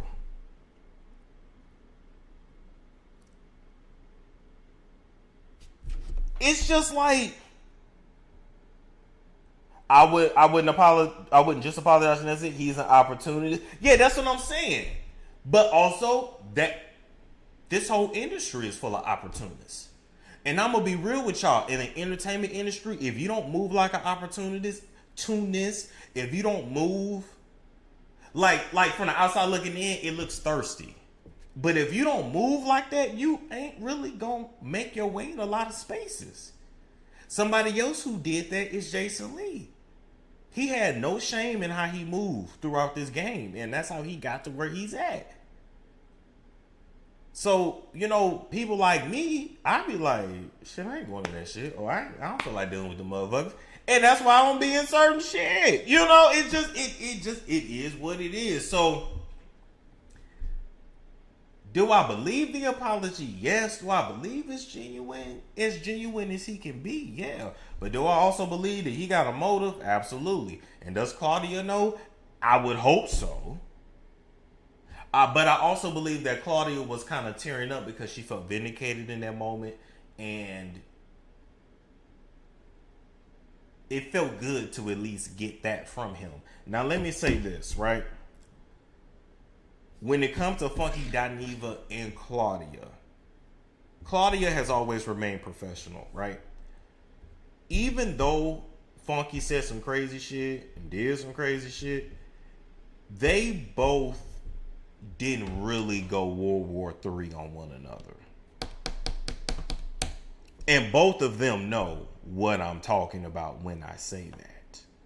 They both, neither of, even that talk she had with Tasha K and, you know, oh, I'm tired of these working with these gay men. I hate that I gotta work with these gay men. That ain't shit.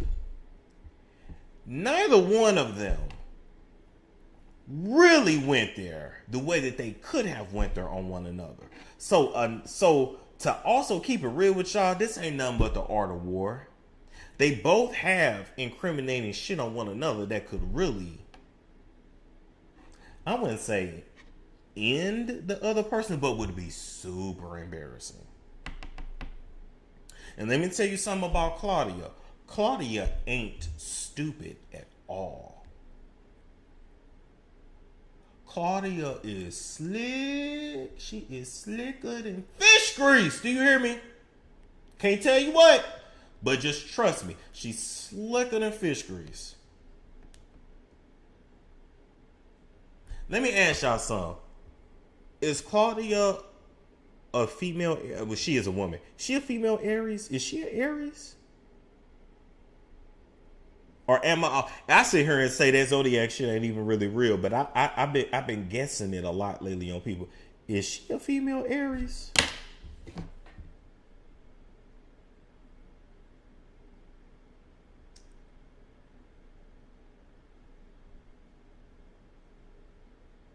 Y'all let me know. She knows industry politics. She does. She does. Oh, she is. Oh, she is. Oh, wow, I got that right. Wow.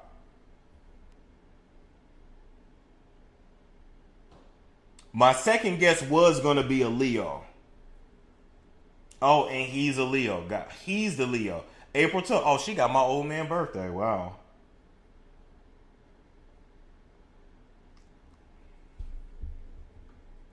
I only know because my mother is an Aries. My mother and my father's in Aries. That's the only reason why I know. Like I said, slicker than fish grease. She ain't stupid.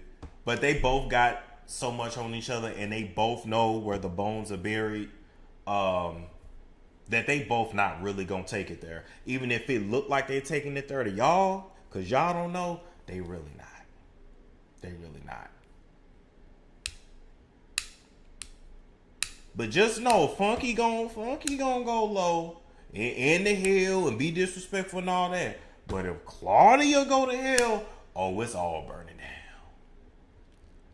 If Claudia take this shit to hell, baby, ain't no resurrection. And Al is just a pussycat. Ain't nobody worried about that motherfucker.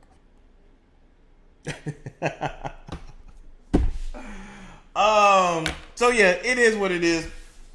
But do I think they should work together again? I mean, that me, I wouldn't personally, and I don't really want to work with my friends like that. I realize that too. I just think that it's so hard to mix money and friendship, and it's so hard. And and even doing this business, I feel like I can't really get comfortable around nobody because, oh, you recording me? Is this gonna make the internet? Is this real? Is this not? Is this a show? Is this? You just don't know. So I bow out from all of it. If I was her, I wouldn't. But that's her business. We gonna see, and we gonna see what happens.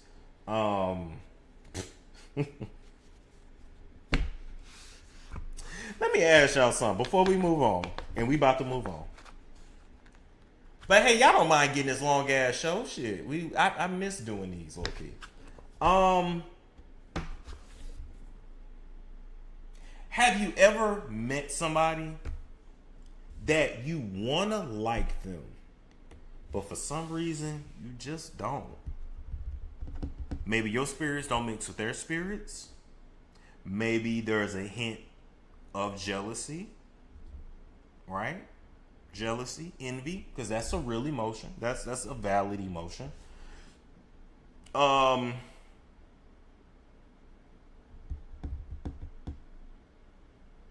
Is there a part of Funky Dineva that just don't like Claudia? Like he just can't like her. He want to, but he just don't.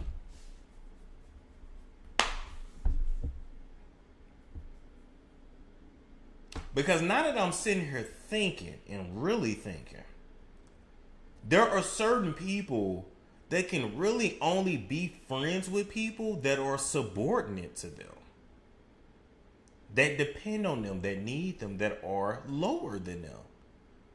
Power dynamics in every relationship is a very real thing. I told y'all that. And Claudia's her own motherfucking boss. And Funky also seemed like he liked to run things. But you not gonna run her. First off, you can't even keep up with her because the girl's a workaholic. You can't even keep up with her.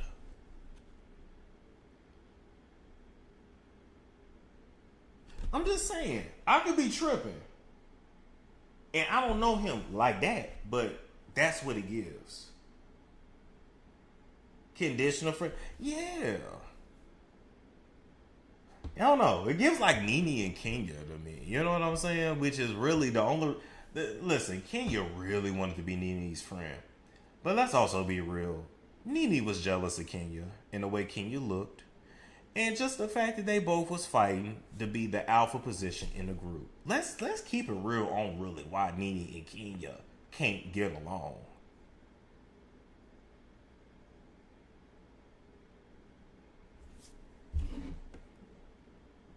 Let me see.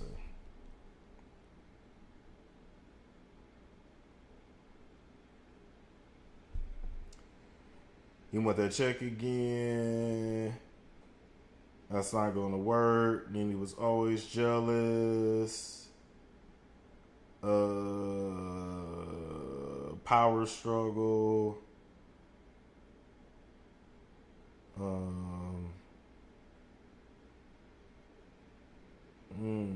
Okay, anyway. Oh, who said Nene walks and screams insecurity? Of course, she changed her whole face. All right, moving right along from that. We got to come and talk about Jay-Z and Ramir Stoudemire. I think that's how you say his last name. One of his alleged secret children. Ramir has had Jay-Z in and out of court for the last 10 years, trying to get Jay-Z to take the DNA test. Now, Ramir also has him in court because Ramir says that his life was threatened due to the allegations that came out about Jay-Z being his father, right? So Ramir says that his life was threatened and that he was threatened to be shot up in a car, or he was threatened to be deleted via shooting. Something to that extent. I wrote it down, but now I can't even read my writing. Or maybe I'm just a little tired. But anyway. So Jay-Z been ducking and dodging, taking this DNA test for 10 years. Jay-Z's team claimed that they didn't know about the June 3rd hearing, that they didn't even know about this latest filing, and that they need more time to respond. But nonetheless, Jay-Z is calling Ramir an opportunist, saying that he's a liar and a harasser. Ramir is saying that you ducking and dodging me. You're my real father. My mother told me that you were my real father before she passed away. Okay? The reason why Jay-Z can't take this DNA test and the reason why he can't come out and say that this is his child, if it's his child, because if it's me, I'm just going to take the DNA test. If I know you ain't my child and this story then got this kind of press and attention, I'm just going to take the DNA test. But he can't take the DNA test because then it will prove that Jay-Z was impregnating an underage girl. But everybody know Jay-Z love young women. I'm going to say that because I don't want to get sued. Wasn't he like 30-something when he first started dating Beyonce? He met Beyonce at 17. He claimed they didn't do nothing until she was 19. Whatever. I'm going to let you do. You believe, do you? Rumors about him and Foxy Brown when she was 15 and he was 26. What, whatever. But if this man want us to believe that his first child was Blue Ivy, you's a motherfucking lie. You got many grown-ass kids in the tri-state area, sir. Multiple baby mothers. All your kids is grown. I'm talking about the older kids. They all grown. Mostly female children. He's a girl maker.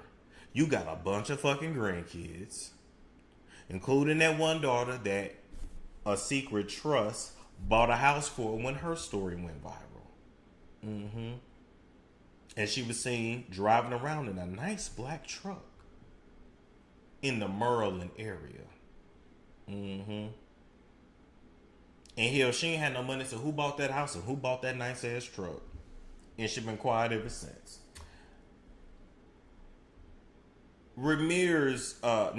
Jay-Z's legal team said that they spoke with Ramirez.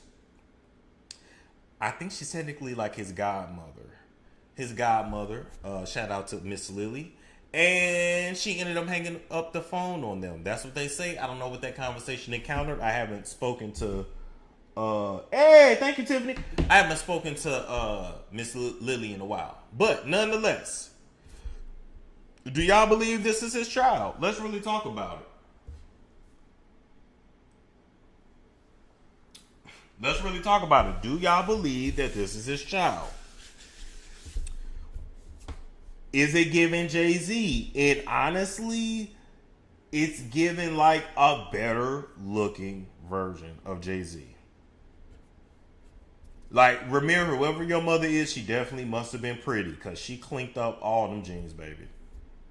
He looked like him, but he looked like him, but he definitely better looking. But yeah, if I was to see them, I would think they were father and son all day long.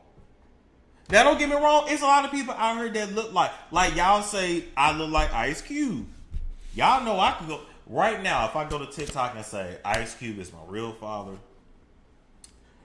He met my mother in St. Louis, Missouri in 1990. Well, I would have had to make a seat in 1992 and 1992 and blah, blah, blah, and blah, blah, blah. And y'all don't know who I was, and I just put that story out there. Y'all would believe that shit.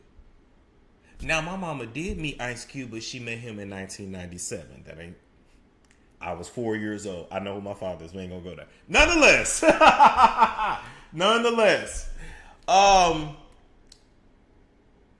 So just because somebody look like you don't mean they're your child. However, it's just the resemblance is striking. The resemblance is striking. Like striking. How do we make sure that the DNA test don't get tampered with? Go through the courts. Go through the code. Go through the courts. Go through the courts. Yeah, see, y'all saying I love Ice Cube. Listen, I could probably... Well, I did audition for...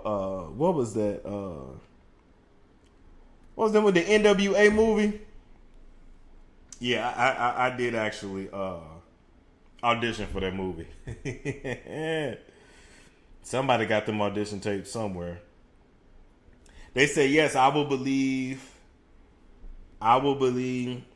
Ice Cube was your pappy. You and Cube's son look just... See?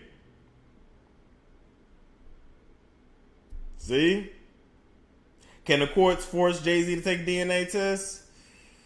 I'm not sure. But there's a reason why he ducking and dodging. But I'm just me looking at this like, yo.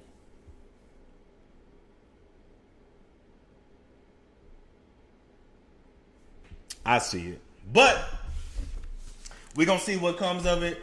And I still say, Jay-Z, you need to take the test, my guy. Take the test. All right. Next, I want to bring in Eva Marcel and Mike Sterling into the office just because they was at Essence Fest together, hugged up on one another. You know, Eva was saying, this is my man, saying he's a good man. And I absolutely believe Eva should take Mike Sterling back. I don't think she should have never divorced him in the first place. You would. You divorced him because he had that little drunk driving case and he ran into a little trouble and became an alcoholic. I mean, hey, maybe he was just doing too much. You know what I'm saying? You apparently decided you weren't going to eat until your man got himself back together. And now he back together. Girl, go back to your husband. This man took you and your child in when your child was still in diapers, adopted your baby, and gave you legitimacy. Something your old nigga didn't and couldn't give you. Now, I don't know everything that happened, but I do feel some kind of way that Mike got your ass when you was at a low moment in life, and when he hit a low moment, you divorced him. Go back to your motherfucking man. You've been lost without him. And let me say this too. I hate you put them raggedy ass, stupid ass veneers in your mouth. You didn't never need them veneers. Eva, you have one of the prettiest faces in the game. I don't know who told you to get veneers. I don't know who told you to do that. There was nothing wrong with your teeth. I think you was just bored and just wanted to do some shit. I think you was bored and just wanted to do some shit. And there it is. But if they ain't gonna tell you, I'ma tell you, you mucked up your whole look with them dumb ass veneers. And every time you on All the Queen's Men, playing Madam, go get that shit out your mouth, get that shit shaved down. Well, I don't think you can get it shaved down because I don't they shave down your real teeth? So I don't know. Girl. They too motherfucking big for your face. They too big for your face. But this ain't about that. It's about the fact that you back with your nigga. I hope it works out. He seems to have been a good guy. He loved you and he loved your baby. He gave your baby his name.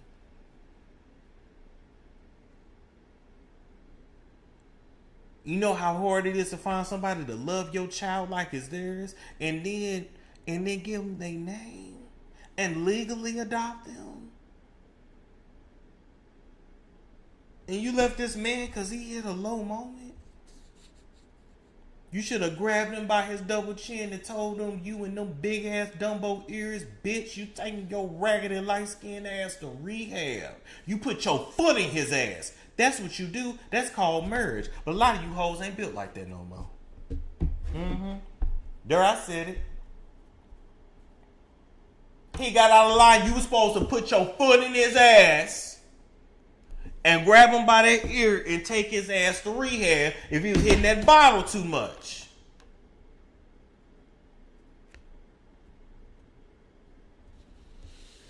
Girl, go talk to your elders. The fuck? Anyway. I wish her the best. I wish them the best. And guess what? If you had to leave for him to get some act right, I'm okay with that too. Go back to your man. Go back to your family. There is nothing out here. There is nothing out here but STDs, broken hearts, and broken dreams. You got 3 motherfucking kids. If this nigga is workable, you better make that shit work.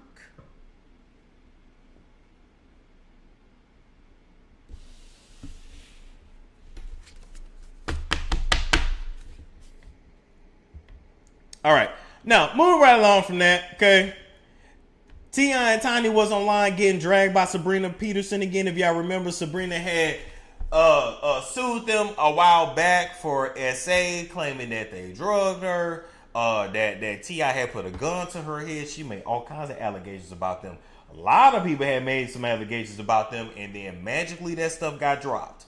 So they was in some Diddy-like type situations too, being accused of all kinds of trafficking, all kinds of stuff. Now, just because you freaky don't mean you doing anything illegal. We can at least say that T.I. and Tiny is freaky, that they were swingers, that they paid Black China for sex, that they paid Bernice Burgos for sex, that they was out here doing a little bit of everything. Well, let's keep it real. T.I. wanted to hit a little bit of everything, and Tiny, I'm Tiny, was along for the ride. I'm Tiny. Is sticking and will stick by him through anything because don't nobody else really want her like that. Okay? She got her little get back when she got with Floyd. And, you know, T.I. thought he was doing something. He was tossing over some chairs. But, you know, Floyd ain't Lil King. Floyd would knock your ass out. And you going to be running back to your house, T.I., grabbing them guns. Them same guns that had your ass locked up several times. And you going to be shooting some shit up. Because you ain't beating up Floyd. Now, you might be able to beat up Lil King. And so you can't do nothing with me. You can't do... Floyd can do something with you. Floyd can do a lot with you. But that being said, right? They got accused of a lot of things, okay? And then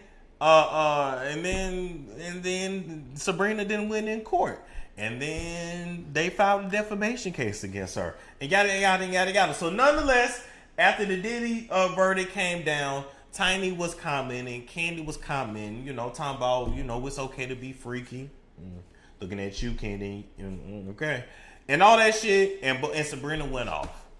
And saying that he had Tiny licking every cooch in Atlanta. He was forcing girls to do this and forcing girls to do that. And Sabrina went in. And I'm just here to say, do y'all believe her? Do y'all believe her? Because Sabrina has always maintained that they are SAers and traffickers and druggers. She's always maintained this, but for whatever reason, she don't win in court. And for whatever reason, she starts to talk and then she gets quiet.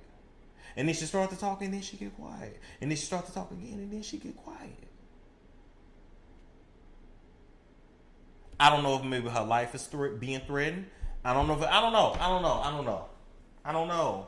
Because I think she still actually live in Atlanta too. So, you know. But, I'm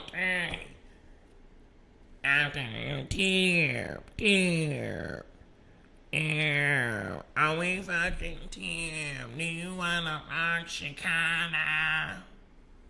And he, no, I don't like that bitch. Okay. I'm Tiny. My name is Tiny, and I love my Tim. Yeah. I do anything for Tim. Yeah. I do anything for my man.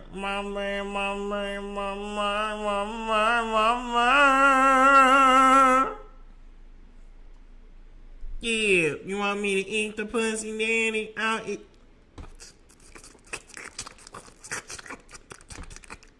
eat it, daddy. You gon' hit that, daddy. I'll eat it, daddy. Damn. I'm tired.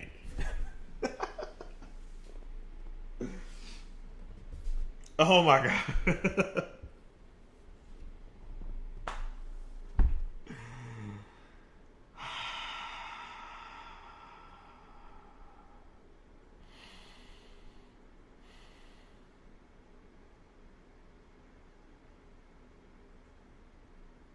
I'm gonna be real with y'all though. I believe the truth is somewhere in the middle.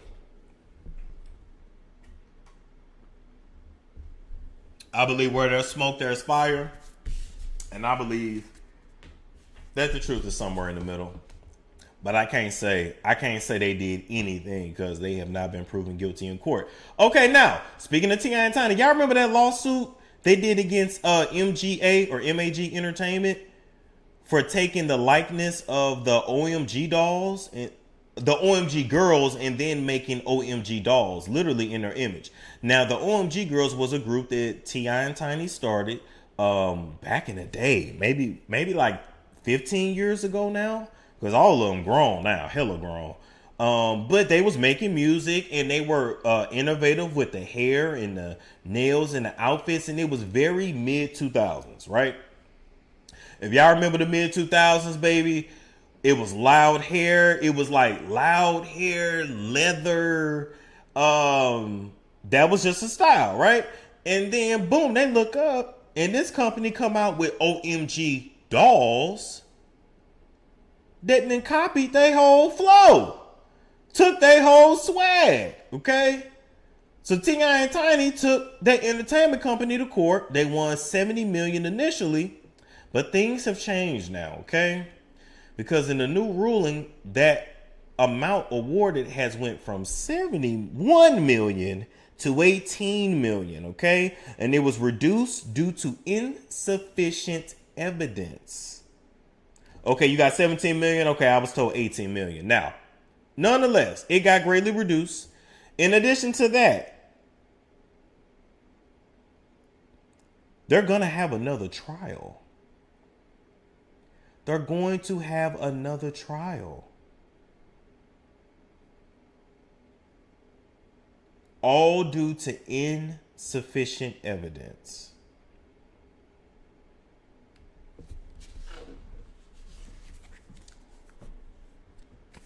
So just when T.I. and Tiny thought they really had a come up.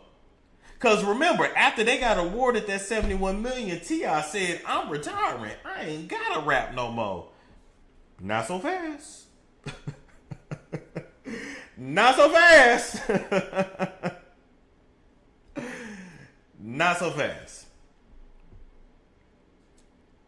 Not so fast. What they mean is right. What they mean is exactly. We gonna see.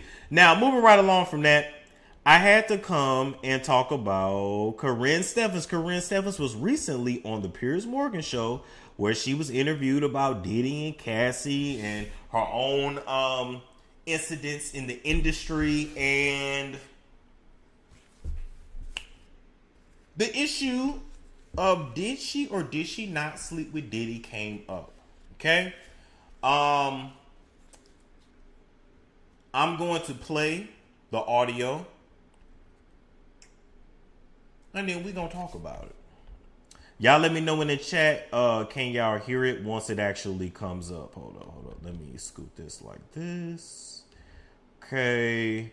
The audio should start in 3, 2. Oh, here it is. 3, 2, 1. Y'all let me know if y'all can hear. Do you actually ever have any kind of sexual relationship at all then? I'm sorry, what was that? Did you actually have any kind of sexual relationship with Diddy at all? No, Diddy and I did not. No, well, not to my knowledge. So, what do you mean by that? Not to my knowledge. I don't. Honestly, I'm questioning a lot of things right now. Well, you think so not to my knowledge. I don't think anything right now. Just not to my knowledge, because honestly.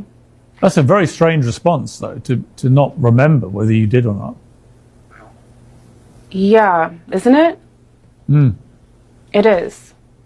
Yeah, it is. Because honestly, Piers, before I went through my text, again, I hadn't read Confessions in 20 years. I wrote it. It was painful to write. So I never wanted to re-traumatize myself and go through those years again. And think about this. I'm a middle-aged woman at this point. I don't want to go back into my 20s and see what happened. But in gathering information for this interview here, reading that passage again for the first time in 20 years, I questioned a lot of things, like, well, why was he so afraid? And why did he try to, make my boyfriend feel as if I wasn't trustworthy? And Do you when think he took advantage of you when you were under the influence of alcohol and drugs? I don't know. Honestly, I don't know. And but do you fear that's the case now from everything you've read? Honestly, yes. Given the context, now that I know, because again, I never knew any of these things about him before. So the things that I learned in the trial, I did not know. I never saw that side of him. I did not know. I never understood. And again, in 2005, when I published Confessions, it says I didn't understand why he was so fearful of me, because our time together was pleasant. And I was like, wait, what is he so afraid of? What does he not want me to tell? I didn't see anything at that point. At that point, I hadn't seen anything. At that point, we had, I thought, just a friendly, platonic night together. So I was confused then. And 20 years later, I'm confused now. So to my knowledge, I've never had sex with Sean Combs. We never had that kind of relationship. But you can't be sure. Given what we know now, I can't be sure. And how does that make you feel? And that saddens me. Yeah, I was going to ask you. It saddens me, honestly. Yeah, because honestly, during this entire process, I've been shying away from publicity and just letting the trial unfold. You know, I knew things from just being around and people talking, but I didn't know what was going to come out. There's a few things that I saw that without context were strange to me, but I didn't understand them until the trial. And so I've been quiet this whole time, and I disappeared off of social. I just disappeared for the past year waiting for this thing to unfold. In the unfolding of what I believe to be facts, and definitely the testimonies of Cassie and Jane and even some of the men, and then looking back at the text, I'm like, wait a minute. Okay, when he said, if anything got out, and I'm like, and I remember at the time being so confused, like anything like what got out? Like nothing happened. We hung out. You were kind. At some point I went to sleep. I don't know when, but I woke up and then we had breakfast and you were kind and I left. Nothing happened. I don't know, Pierce. I feel, just in the last 24 hours, I question what I thought I knew about my time with him. You detailed in your books romantic relationships with a lot of famous people from that world, Jay-Z, DMX. Okay, all right. So let me take this, put this here. So, Karrine did a whole lot of sidestepping, okay? A lot of backwards coochie popping. She did a whole lot of I don't remember. She did a whole lot of I don't recall. She did a whole lot of maybe kind of sort of. And Piers kind of held her feet to the fire a little bit. But Piers really couldn't hold her feet to the fire because Piers never read Confessions. Piers also is not black, is not really well versed on American black culture and community. Back in the day, Confessions was huge. I'll never forget Tigger and All the Blood with him and, was it him and Tyrese in the bed? Or him and that model, Tyson Beckford. Anyway, it was allegedly Tigger bottoming until he bled everywhere in the shit. I'll never forget that shit. And then Tigger had to remind her, bitch, I fed you and your son when y'all didn't have no food in your refrigerator. You know, it was a messy, messy time. It was a messy I mean, Karrine saying she once gave head into her nosebleed, but she was giving head in a stall at the video shoot. Like I would like. You know, here's the thing. At first, I was like, well, damn, why is she even on Piers Morgan? And I'm like, oh, she wants y'all to go buy Confessions, write the original book, and she's about to put out an extended edition, some shit she never talked about before. So my thing is this. She goes by Elizabeth now, a.k.a. Karrine. She is a very intelligent woman with an impeccable memory. That's how she was able to tell all the shit that she did in such detail, and did it in such detail that none of them niggas ever took her to court for defamation. This is a very calculated and intelligent woman. And now she want me to believe she don't remember, and now she acting clueless. Sis, just say you setting up your lawsuit too. You was about to speak and then caught yourself and got in, victim mode, lawyer mode, client mode. Yeah. Just say you setting up to play. Don't play with our intelligence like this. You too intelligent for that. Like this shit. Let me tell you something. You're starting to give Jaguar right. Like if you gonna play this game now we gotta question everything you've ever told us.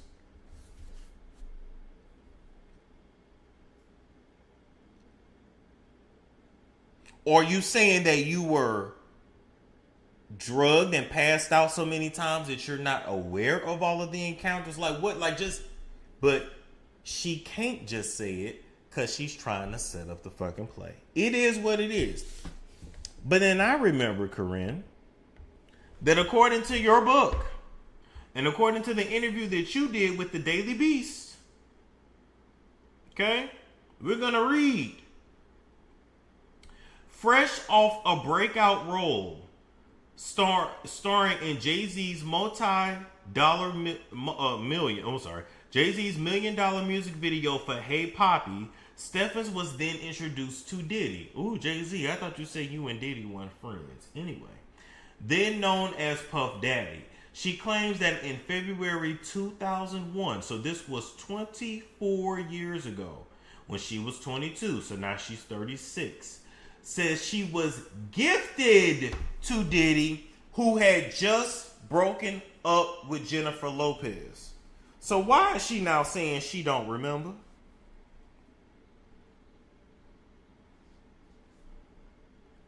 She remember everything else. She remember every other encounter, how it was, how big it was, this, that.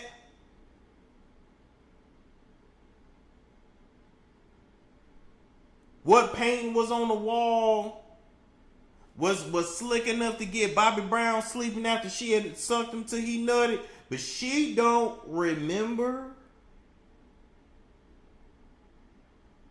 Now she don't remember being gifted to him. She said, quote, in retrospect, I realized that I was given to him as a gift by another executive, overseen said in a recent interview with Daily Beast. She first encountered Diddy at a nightclub at 3 a.m. He asked who I was, and the men spoke for me. She recalled, referring to Murder Inc. Records boss Irv Gotti. Wow, and the rapper Ja Rule.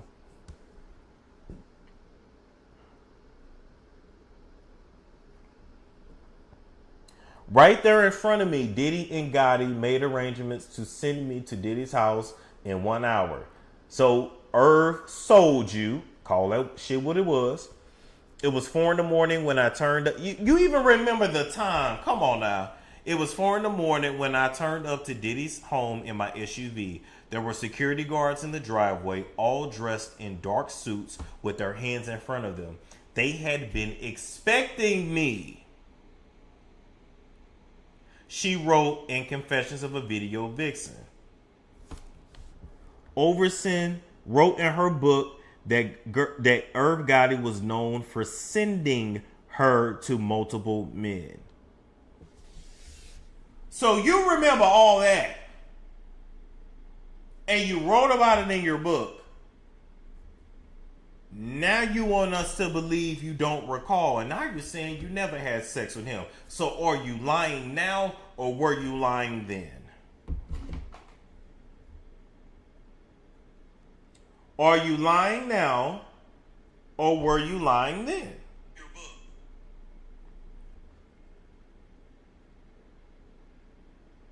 Just saying. That's why she doing it like that. I think she's a honeypot spy. She basically saying she was in Freak Out too, but she wants to get paid for something with these DL rappers. Yeah, she's trying to get a bag. She's trying to get a bag. If she did sleep with him, he gave ooh, Latanya. I mean, well, listen. Let me tell you something about all these women. The amount of men that Cassie was with, the amount of men that Karrine is with, it's only by the grace of God. If they don't have HIV, that's only by the grace of God. Because they weren't using no protection. Let's keep that shit real. They definitely weren't using no protection. She definitely wasn't using no protection. She was sucking that meat. She wasn't sucking no rubber. I can tell you that, and we already know that. So it's only by the grace of God she don't have HIV. And that's her business. That's her medical business. But why we putting everybody else's business out there? Let's put it out there. I saw somebody in the chat say the herb derby is the least of her work. When it came to her, when it came to Cassie, when it came to a lot of them, I'm like, ain't nobody been testing. Ain't nobody mentioned a like, even I hop back to the Diddy Cassie stuff. They found so much lube, dildos, massage oil, towels, all kinds of shit. They didn't find no condoms. They found all the ecstasy pills, all the Viagra and the Cialis and the yada yada yada and the poppers, IVs, but they didn't find no condoms.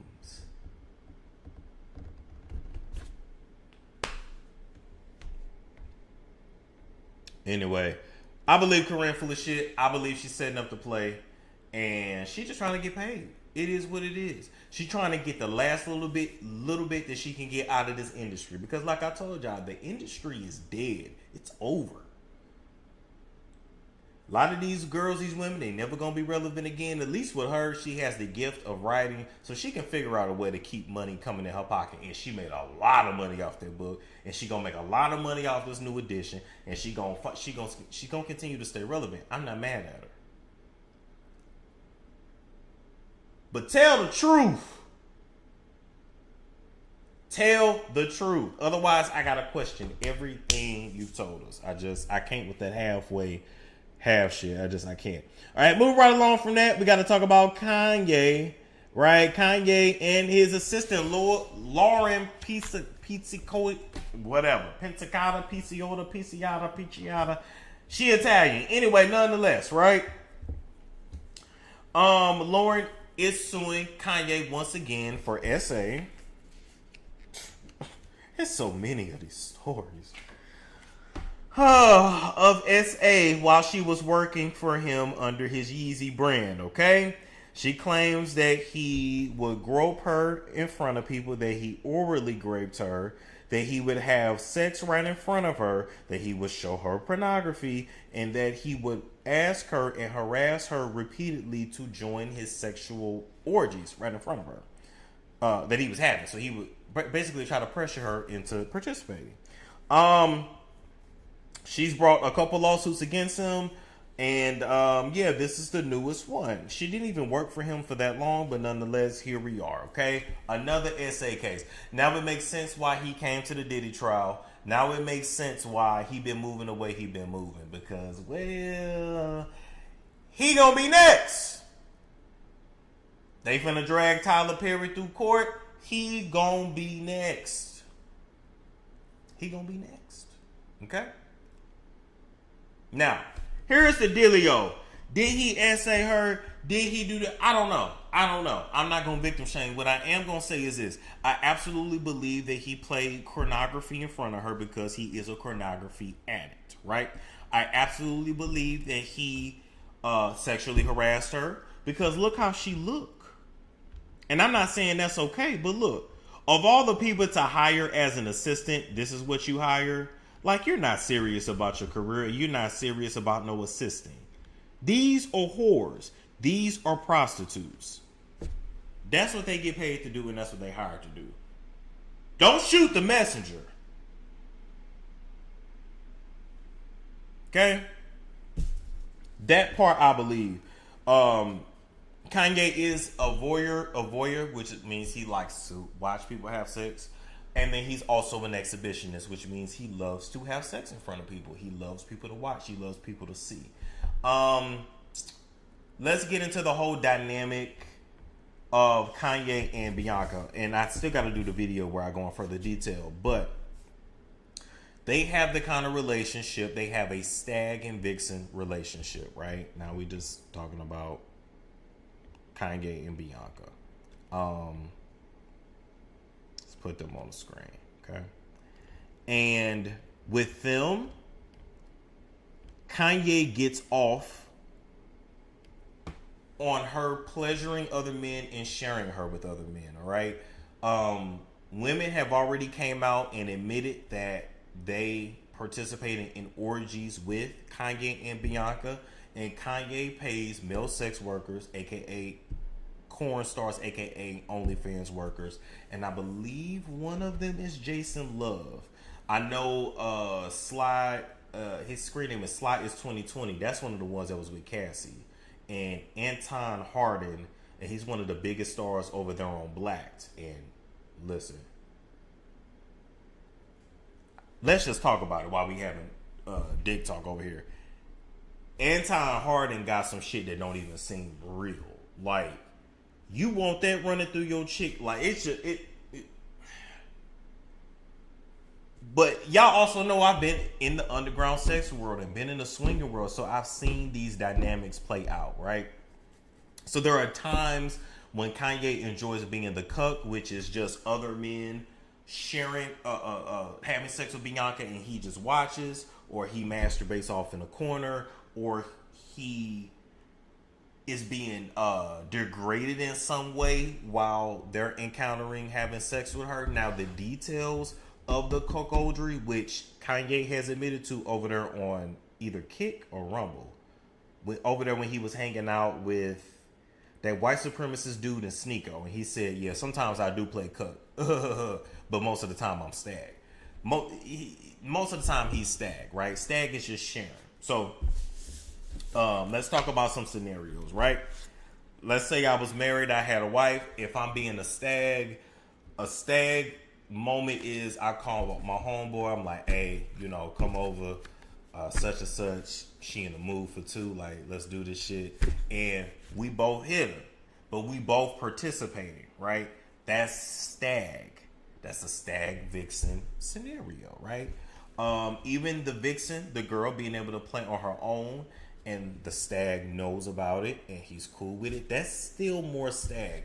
You get more into the cuck when you're being degraded and or you're interacting with the bull in some kind of way, okay? So let's say you got Bianca and you got, let's say, Jason Love, right? The same one that be hitting Adam 22 wife, Lena. Let's say Jason hitting Bianca. He hitting her shit. He doing his thing, right? Let's say he hitting it doggy style. A cuck would go up under and what? Eat the cooch while the shit being penetrated with the balls on the chin and all that. I'm just telling y'all, right? When you doing more cuck stuff, Bianca would say she would slurp on Jason and then kiss Kanye or spit in his mouth. Cucks love to play in the bull's seminal fluids, right? Which is done a few different ways. Sometimes the bull just spray her down, he holds her down, he turns into a toaster strudel, and then the cuck will come and lick it, rub in it, rub on her. Most of the times they like the bull to just shoot that shit inside of her, cream pie, right? Turn her into a Twinkie. And a cuck would go a couple different ways, right? And sometimes they still consider this a stag, but right after the bull nutted her, the cuck would go right after and he start hitting that shit too while the nut is still warm in there, because it's like she already opened up, the juices are flowing, and you got the seminal fluid. and I'm finna come in there and finish off my wife. And they also call that reclaiming, where you're the last one to hit her and to come at her before the night over with. So that's another thing they like to do. And usually that shit make you bust and finish real fast, because it's warm, it's wet, it's hot, it's this, it's that. Bam. Another thing that cucks like to do is that after the bull has finished inside the woman, they will either just perform cunnilingus, right? Eat her out, or they will actually like really dig in it and eat her out, but also swallow the seminal fluids as well. So that's what it is. And that is what Kanye's doing with Bianca. That is what Diddy did with Cassie. That is what a lot of their dynamics are. I gotta educate y'all on the lifestyle. It is what it is. It's becoming more mainstream. It's always been a thing. This is nothing new. Y'all are just learning about it now, cause y'all are considered vanilla. Like, we call y'all vanilla, we call y'all normies, really more like vanilla. Like, that's vanilla sex. like I was just asked the other night, like, oh, you must have met somebody vanilla. Like, you must be in a vanilla relationship. Like, we ain't seen you in the longest. Like, it ain't that. I'm chilling. I'm good. Like, you know, you ain't gotta be in all the time. But yeah, that's what they call that. It's just surprising to y'all because all kinds of people participate. They look all kinds of ways. I've met bulls. I know bulls that are 5'3", and then they're dominant. And I know cucks that are 6'6". You understand? Shout out to my homie Four. Four like to be spit on, the great, put in cages. You know what I'm saying? And I remember when I met him, I'm like, damn, like you let somebody walk you on the leash, you big ass. Shout out to the homie. Yeah, I'm freaky. Hey, I like that shit. Oh, okay. I could never. I flip. You try to do some shit like that to me, I'm gonna flip the fuck out. I can never. But people like what they like. And you can't always just look at somebody and assume you know what they is. Just like you can't always look at somebody and tell if they're top or bottom. Sometimes you get it right, sometimes you don't. People like what they like. People are into what they into. If I'm being real with y'all, is some of that shit demonic? Yeah. Is a lot of that stuff a result of how much access we have to corn? Absolutely. Absolutely. And a lot of it, whether people want to realize it or not, a lot of that swinging stuff and just the access to corn that men and women have is leading us to a point where pretty much everybody's going to be bisexual. I know y'all don't want to hear that, but it's true. And it's not that the majority of people are born bisexual or born gay, quote unquote, because that's actually in the minority, right? But what happens is when you start to engage in these wild sexual experiences, you start to develop new dopamine receptors and activate more dopamine receptors that you don't normally activate. And then once you do that, you can't really go back, because now regular sex don't get you right no more. Now you gotta be choked. Now you gotta be tied up. Now you gotta be tickled on your left toe and a feather in your butt for you to finish. And it just constantly builds and builds and builds. And it's like, okay, where is this going? Because there's only so much you could do before it's like, now it's old. And now you just like, well, fuck it, let me try some shit. I'm telling you, that's how a lot of y'all men end up doing shit that you like, I can't believe you I can't believe you hit a T-girl, a girl. Nigga got bored. A lot of porn stars are actually bi. I didn't know this until I knew it. Like I said, y'all don't have to believe me. Y'all can say I'm full of SHIT. That's fine. That's fine. That's fine. But I'm letting you know what's out here. And I'm letting you know what's on the dark side. Because you have those people that really like live on the dark side. And then you have those who dabble. They go in and out, in and out. And so you'll meet a dude and you'll really like him. And you'll think this is a square, straight-laced kind of a dude. But he dibs and dabs. He dibs and dabs. Another thing, ladies, you have to look out for with men nowadays. So many men pay for box. So many men pay sex workers for sex. Which means even though you are just sleeping with him, he is also sleeping with her, who is sleeping with all of them for a living.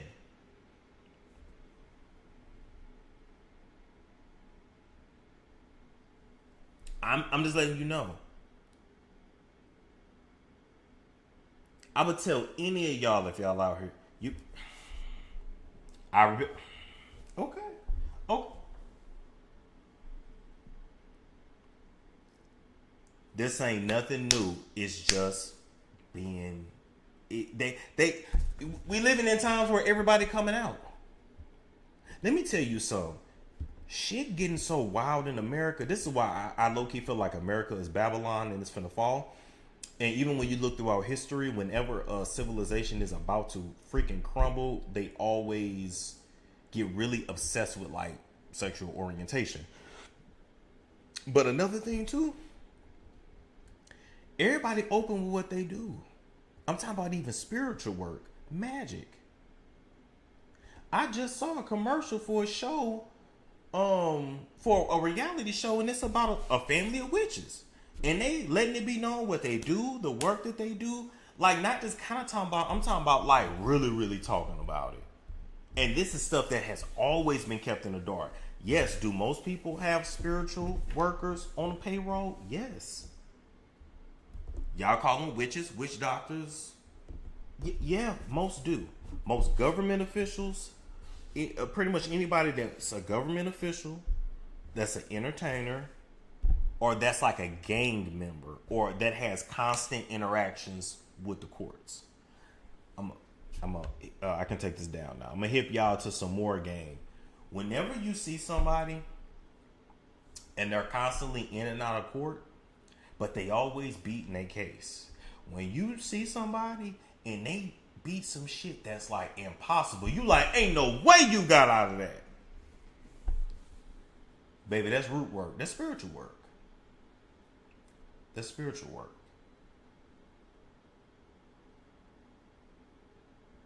Anytime you see somebody get out some stuff, or the person that's taking them to court suddenly dies, has a this, has a that, that's spiritual work.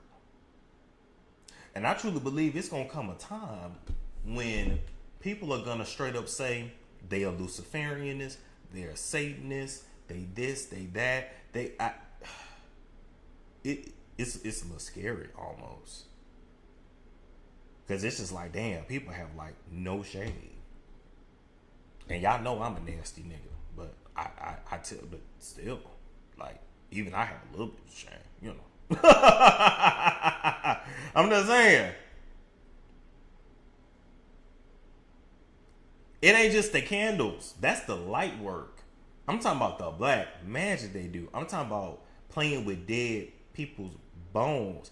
I'm talking about the fact that fairy dust is real. Do you know that? What y'all know about zombie pool? What y'all know about zombie pool?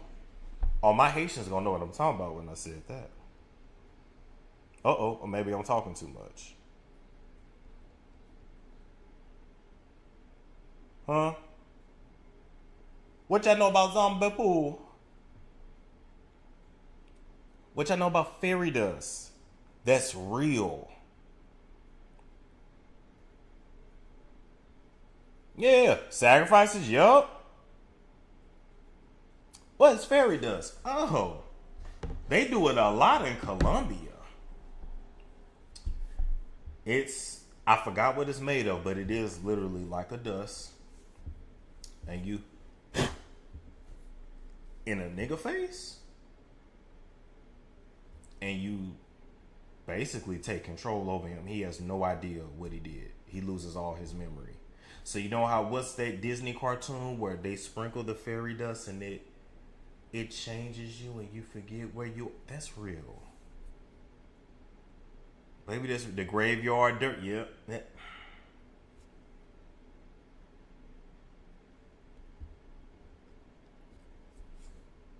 Yep.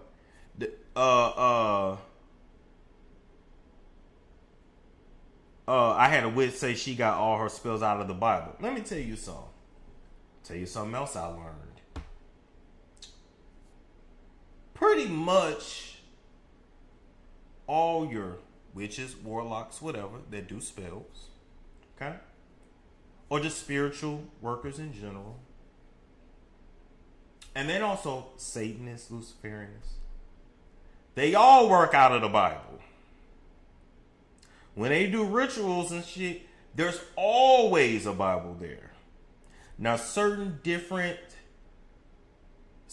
spirituality practices, the Bible will be upright. The Satanists or the Luciferianists, they always flip the Bible upside down. And they have crosses that are upside down. They do everything inverted, right? Just like when people try to manifest something, right? And let's say they write it down and they say let's say I am a millionaire, right? And I wrote it like that. But then if I was doing black magic, then I would do millionaire A am I. Just write it backwards and write it backwards again and again and again and again. That's black magic. That's black magic. That's black magic. I'm just demonstrating, God. I'm just demonstrating. But you get my point. I just say all that to say, there's so much shit out here. And what I've learned over the last few years, baby, I ain't scared of nobody in these streets. I'm scared of what people do behind closed doors. I'm scared of the work people try to do on you behind closed doors.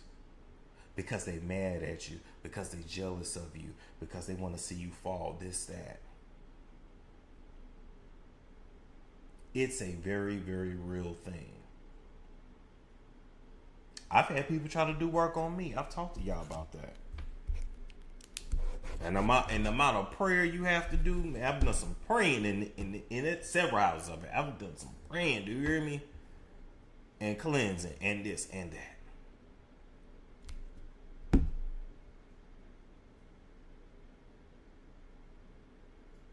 That's why you mind your business, right? It's good, but guess what? You can mind your business and somebody still want to fuck with you. You know what I'm saying? You just gotta stay prayed up.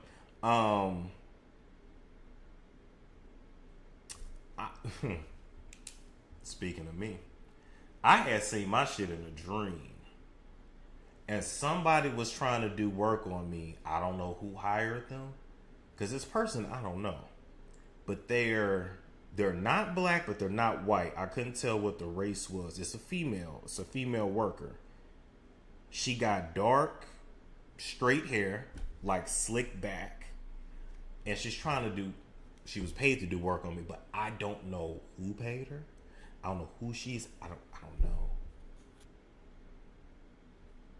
But I say all that to say to y'all, like, you listen. And men pay for work on women. Women pay for work on women. I'm telling you, men on women, women on men, all that. People get mad. They trying to do work, trying to do voodoo dolls and shit. that shit real. I'm letting y'all know. Stay prayed up. Pray fast. Pray fast.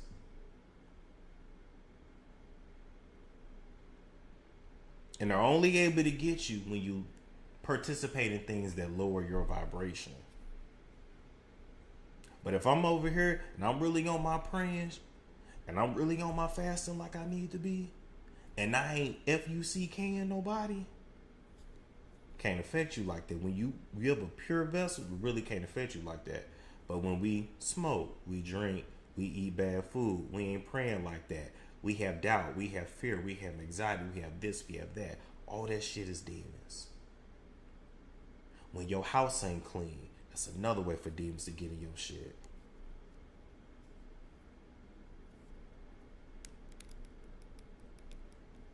Don't be accepting gifts from people either. That's another thing I learned. Somebody give you some shit, throw that shit out. And maybe somebody needed to hear this tonight. Throw that shit out.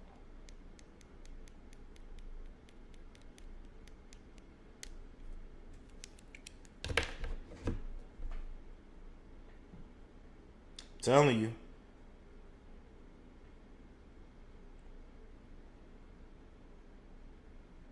How can you tell someone is trying to do work on you? Well, definitely pray about it for sure.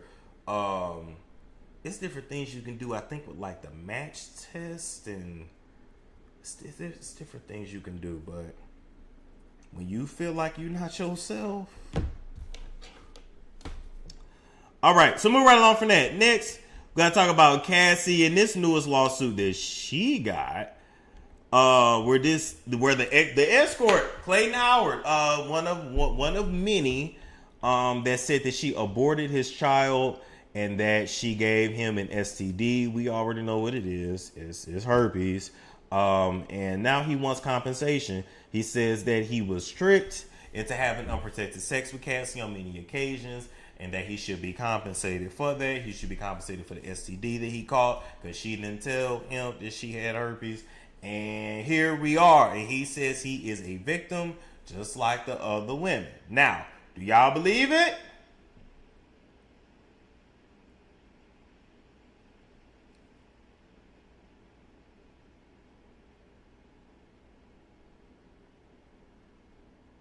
Do y'all believe it?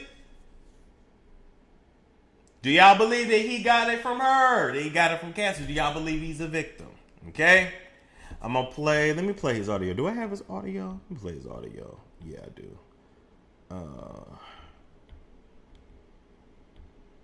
Let's see. Her idol did this to herself. She exposed herself to liability when she got on the stand and decided to mention me as the male escort who was with her when she overdosed and Diddy made her have sex with him. That was a lie, people. Cassie had just woke up from sleeping 8 hours. Myself and Sean Combs were exhausted. We wanted to go home. Cassie's the one who forced that sexual encounter. People, she tells you that Sean Combs made her have sex on her menstrual cycle. I can't speak for anyone else but myself. But I know the one time that did happen, that Sean Combs was not responsible for that. That Cassie, in a drunken, intoxicated, hormonally imbalanced state due to her period. As a man, if I had laid down with a woman and forced myself on her and orgasmed in her and she got up and it was leaking out of her, guess what? I would have raped her. So by statute, by case law definition, Cassandra Ventura sexually assaulted me. I'm not looking to destroy Cassie. I've given Cassie more than a year to settle this before things got out of control. The problem is she's being supported by women like you who would choose to attack male victims instead of accept the truth, which is that a woman could have lied to get revenge on the ex-boyfriend who broke her heart and hurt her. It happens, people. They say hell hath no fury like a woman scorned, and that's true. If you hurt some women, they will do everything in their power. If you hurt some men, they'll do everything in their power to hurt you. But I want to end this by saying this. Cassie did this to herself. They say he who sets out on the course of revenge should dig 2 graves. People, Cassie dug the grave that is Clayton Howard herself.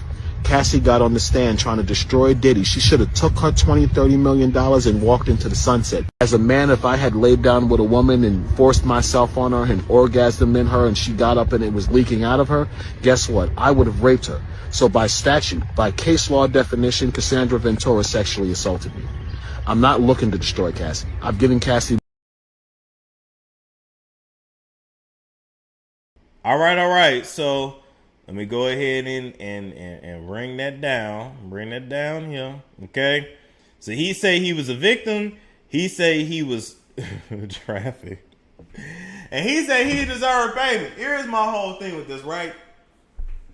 Number one, sir, you have to go to court and now admit that you accepted money in exchange for sexual activity, which is illegal. So now you have to admit to, soliciting prostitution, right? Well, being a prostitute. That's still illegal, right? Yeah, I'm pretty sure. Anyway, so now you're going to go to court to admit to a crime, number one. Number two, you're literally a sex worker. So now I hope you understand Cassie's attorneys can argue that you could have contracted the virus at any point in time. And depending on what state you were in, Cassie may or may not have had the legal duty to inform you of her status, or maybe she didn't. And she also can argue that she didn't even know. So nonetheless, Cassie done got all this money. Now everybody want to get some money, and you think you finna get some of her money, but I'm here to let you know you still don't have a case. It's still gonna get thrown out, and you still ugly. But I'm telling y'all, Diddy didn't give a damn about what that face looked like, as long as that body was on point, because he really didn't like no fatties like that, and as long as that meat was on point, they was in there. And that it just is what it is, and you, just nasty. All right, moving right along from that, people. We gotta talk about Nicki Minaj, Jay-Z, and then of course Solange. Okay, so we're gonna go ahead. We're gonna go ahead and put this here. All right. So Nicki Minaj been going crazy on Twitter, right? Going crazy on every platform that will hear her speak over her issues with Jay-Z. Got my notes right here.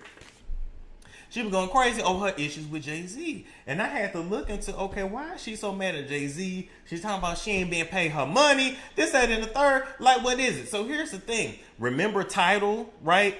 That music app that, Jay-Z tried to get all of us to sign up for. I remember, I think I had Sprint at the time, because now they sold to T-Mobile. I remember I had Sprint, and I remember, I got my Tidal subscription for free, I think. And then at one point, I think I had my student discount, which was $3.99, something like that. It was a different time. Okay. Anyway, with that being said, they got everybody to go over there to Tidal and remember Rihanna signed and Nicki signed to have a little stake in a company or whatever. So Nicki says that she signed to get a 3% stake. Once the company sold, Tidal sold to a company named Stock for $302 million, right? Nicki says she only ever received. Hold up. Only ever received $1 million from Tidal, and that's it. But 3% of $302 million is actually $9 million. So nonetheless, she been dragging Jay-Z for the longest. She done started dragging Beyonce. She going in on everybody. Let me tell you something. Jay-Z has always been somebody that's a little crooked. Just ask Damon Dash. So I don't think Nicki is necessarily lying. Do I think Nicki is in need of some money? Yeah, I think everybody needs some money right now. And I think that when your money ain't exactly right, or you ain't where you think you should be, you start double checking stuff. You start going back to stuff. You start looking through contracts again. And I think that you already, Nicki, and just keeping it real with you, you're really not happy. I think that you're not happy because Wayne didn't get picked for the Super Bowl. You know what I'm saying? And you was blaming Jay-Z for that, and he was blaming Jay-Z for that, and Wayne got up there with them decrepit dreads and looking like he was halfway in the grave and half out. I mean, y'all got Wayne up there looking like the motherfucking crypt keeper. And you don't wonder why he wasn't picked to perform at the Super Bowl, as if Wayne was ready for the Super Bowl. Wayne understood what Wayne had to say since 2009. And nigga, we in 2025 now. When that album that Wayne put out is absolute garbage, we didn't know what he was talking about. He didn't know what he was talking about. He tied and through and very delayed. He want to live in his own little world and fly them overweight white women in and out. Let Wayne and them dreads and them drugs stay over there where the hell he at. It is what it is. And if y'all really cared about Wayne, y'all would go wheel his ass into a rehab and not watch him smoke and drink and perk himself to death. That's what y'all would do if y'all would really care. You all online dragging Beyonce and Jay-Z when you need to be dragging your mentor, you need to be dragging your buddy into a motherfucking rehab, because there's something wrong with that nigga. Don't come for me, Lil Regine, you and them ill-fitted clothing, don't come for me neither. Call your daddy and call Betty Ford. All right? But is there some truth to this shit? It might be. It might be. I ain't gonna hold you. It might be. What I'm saying? Wayne need a brown paper bag. Shit, Jay-Z do too, low key, but Jay-Z got his paper together. These other people don't. Now, with all that being said, right? Because matter of fact, while we talking about you, nigga, let's talk about this. That last Pink Friday album was alright, but baby, that wasn't hitting. Is anybody gonna say that? Is anybody gonna say the Nicki that we got with the Pink Print and with Pink Friday and Roman Reloaded, and then the Pink Print was the best album, and then Queen, I even love Queen, but Pink Friday too. I mean maybe that was for like the gay white boys. I don't know, but there was no substance, dear. There was none of that music that was timeless. We gonna keep it real. So the next time you waddle over there to that studio and you go make us an album, don't you bring us no bullshit.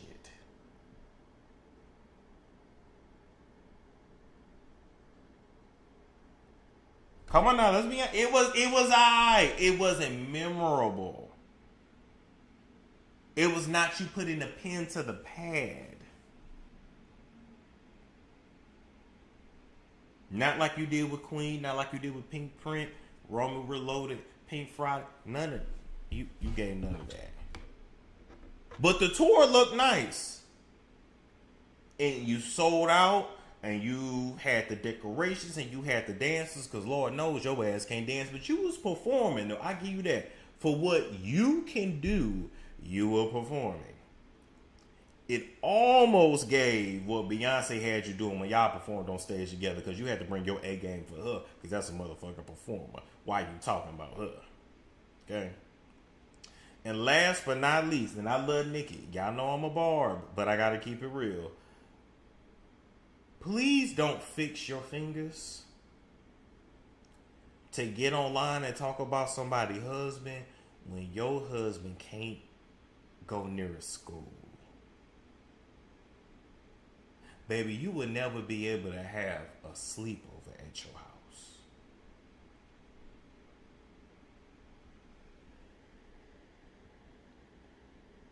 Let me tell you something. When you marry somebody like that, you make it to where you can't never read nobody again, because already, bam.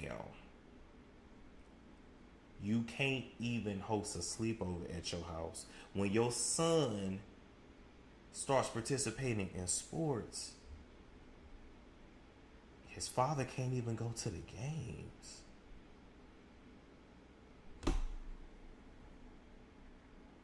What, you want to talk about Jay-Z?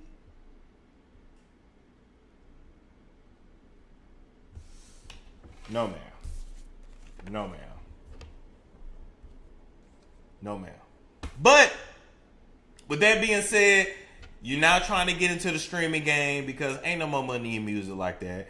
And like I said, Hollywood is dead. You know you got ties with Cashapp, so he'll put you on Twitch, or he'll get you over there with Aiden Ross on Kick. You know, either way. And I think that honestly, I think that you have the personality to do streaming. I think that you really have the personality to do a show. I think you're a little lazy, and that's why Cream Radio didn't take off. Hell, you You only came on air once every 6 fucking months. I think you funny as fuck. I'm gonna tell you straight to your face, because I'm not gonna kiss your ass. I don't give a fuck about getting no interview with your ass. I can play it on the iPod. I can tell y'all right now, I don't give a fuck about meeting none of these celebrities. I'm gonna get the picture if I can. I'm gonna get the interview if I can.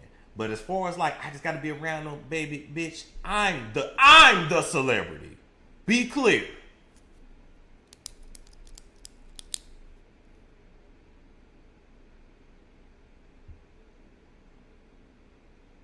They really need us.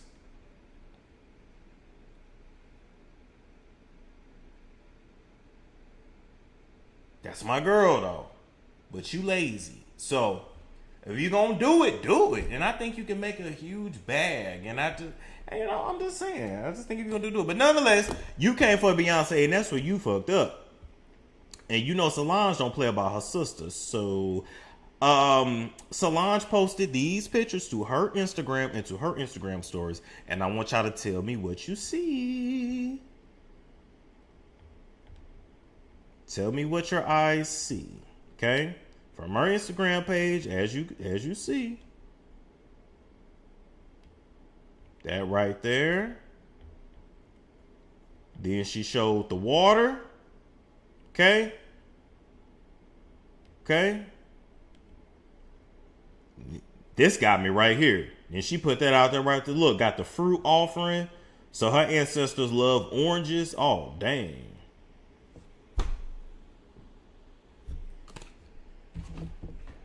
Somebody tell me what that is right there. That know. Cause I know y'all know. Somebody tell me what that is. Oh yeah. I know one of Solange's witch doctors. I know she go into New Orleans and get her stuff and do her thing. And then she go back home. I know she ain't nothing to play with. Them hands ain't nothing to play with. And spiritually, she ain't nothing to play with either.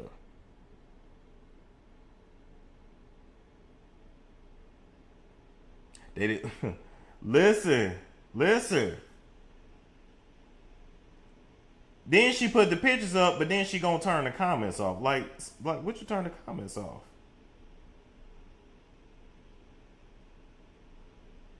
Come on now.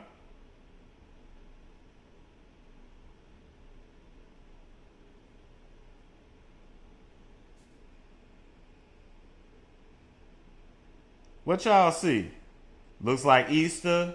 Yeah, that's not a real altar.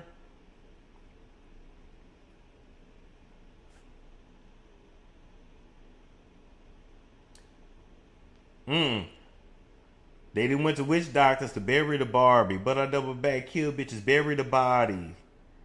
And that go for anybody. You'll be thoroughly sorry. I could wage war or I come in peace like Gandhi. All my powers back. I'm scared of zombies. Bring the heat to a sizzle. I ain't talking Kalanji. I done fasted and prayed. Had to cleanse my body. Abstaining for sex. Had to zen my body. I ain't giving, so don't ask. I don't lend my body. Got a being king status to get in my body. He got a being king status to get in your body. Fuck yeah, cause a queen is what I embody. Oh! What I tell y'all?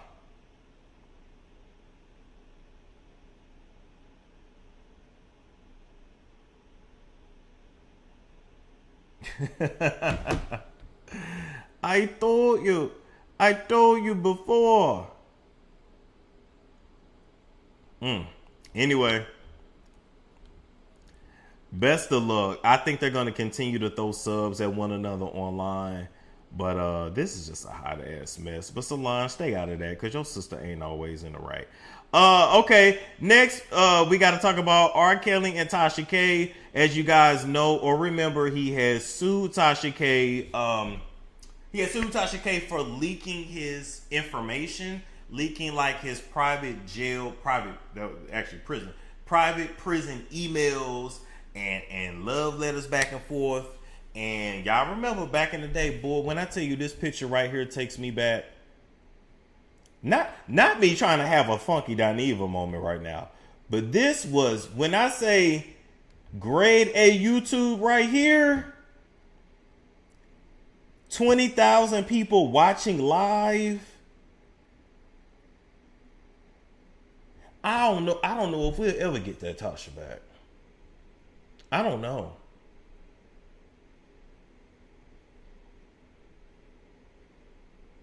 I don't know if we ever. She was just in a totally different headspace.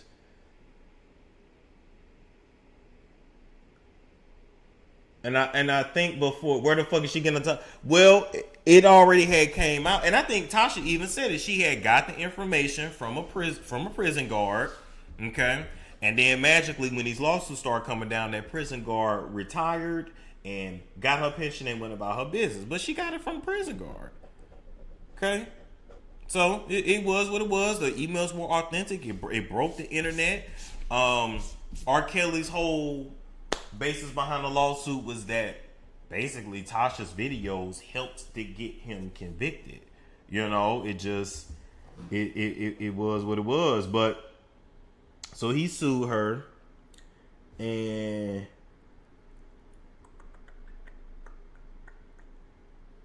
yeah, that's what I'm saying. Those lives were iconic. Like, those were the days. And you know what's so crazy about life? You never really appreciate it while you have it, right? We never gonna get the Kanye and T.S. Madison days back. We never gonna get this version of Tasha back. And to be fair, she been through a lot of shit. So it's like you're not the same. You're just not.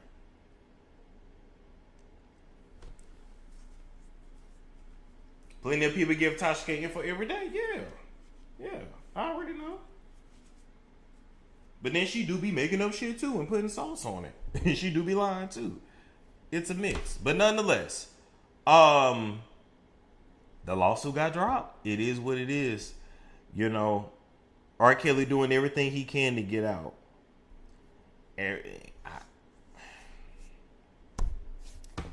I'll leave that there. All right. Next, we gotta talk about Tyler Perry and Derek Dixon. Remember, this is Thick Derek. Thick Derek. Honestly, I think it's because the YouTube platform is different as well. Yes. The stuff they used to monetize, they don't monetize no more. Hold up. Before we even get into that, I'm gonna tell you something. When it comes to Tasha K, she got the last chunk of money out of that raunchy celebrity gossip, the way we really used to be able to give it up. She got the last little bit of money out of that. When I tell you, I'm not gonna tell y'all who it was with, but I may telling my business. I was looking to do a deal. Doesn't matter with whom, what, don't matter. Nonetheless, they brought up the Tasha K and Cardi B lawsuit.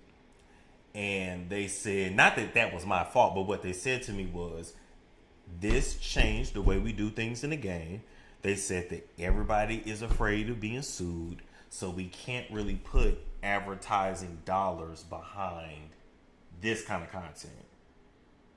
So, you know, they had to pass on me for now, but they like, well, you know, just clean up your act and, you know, deliver the commentary, but like be gentle and be softer with it. It's just like they don't put money behind the raunchy no more.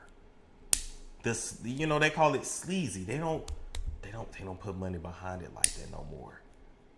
YouTube got completely commercialized.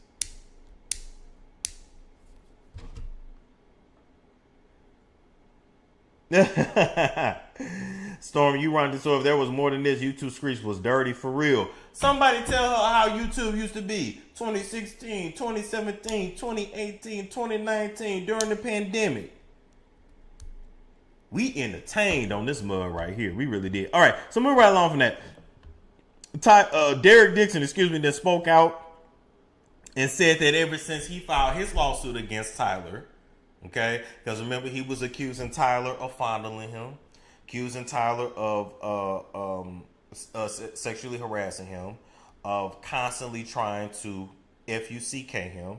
Remember, he said Tyler brought him to that island and tried to intimidate him into having sex. And remember, he said that Tyler gets very aggressive when he get on that brown and when he get on that Hennessy. And remember, he said that Tyler Perry scared him because he punched somebody in the stomach on set, and you know they was in the dressing room and he choked Derek. He put them big old, because Tyler got some big ass hands. He put them big old hands around his throat and said, yeah, I know you like that shit. Tyler told him he got a big dick, and when he hit that G spot on them bottoms, they go crazy. And he couldn't wait. He couldn't wait to hit Derek's G spot. He couldn't wait to make that pussy cream. He couldn't wait. Kept calling him thick Derek, thick Derek, thick Derek, so thick, thick, thick, thick, thick, thick, thick, thick, thick, thick, thick, thick. Eat that Chipotle, eat that Chipotle. He was so obsessed with booty. Tyler is so obsessed with booty. So obsessed with booty. It's insane. I got an update on Christian Keys, but I'll give y'all that on the website tomorrow because I cannot say that over here. I could, but Christian got paid, so he might he like to try to sue. Anyway, that'll go on the website tomorrow. But I got more detail on what Christian actually went through and why he got that. You know why you got that money. Anyway.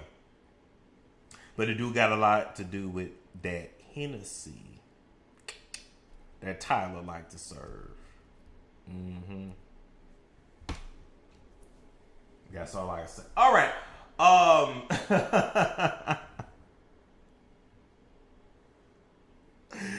But Derek claims he began death threats, and Derek claims that he began dragging on social media, and he said that this is why people don't speak out, and I should have never spoke out. Boy, you know you was gonna speak out because your ass was a failed actor.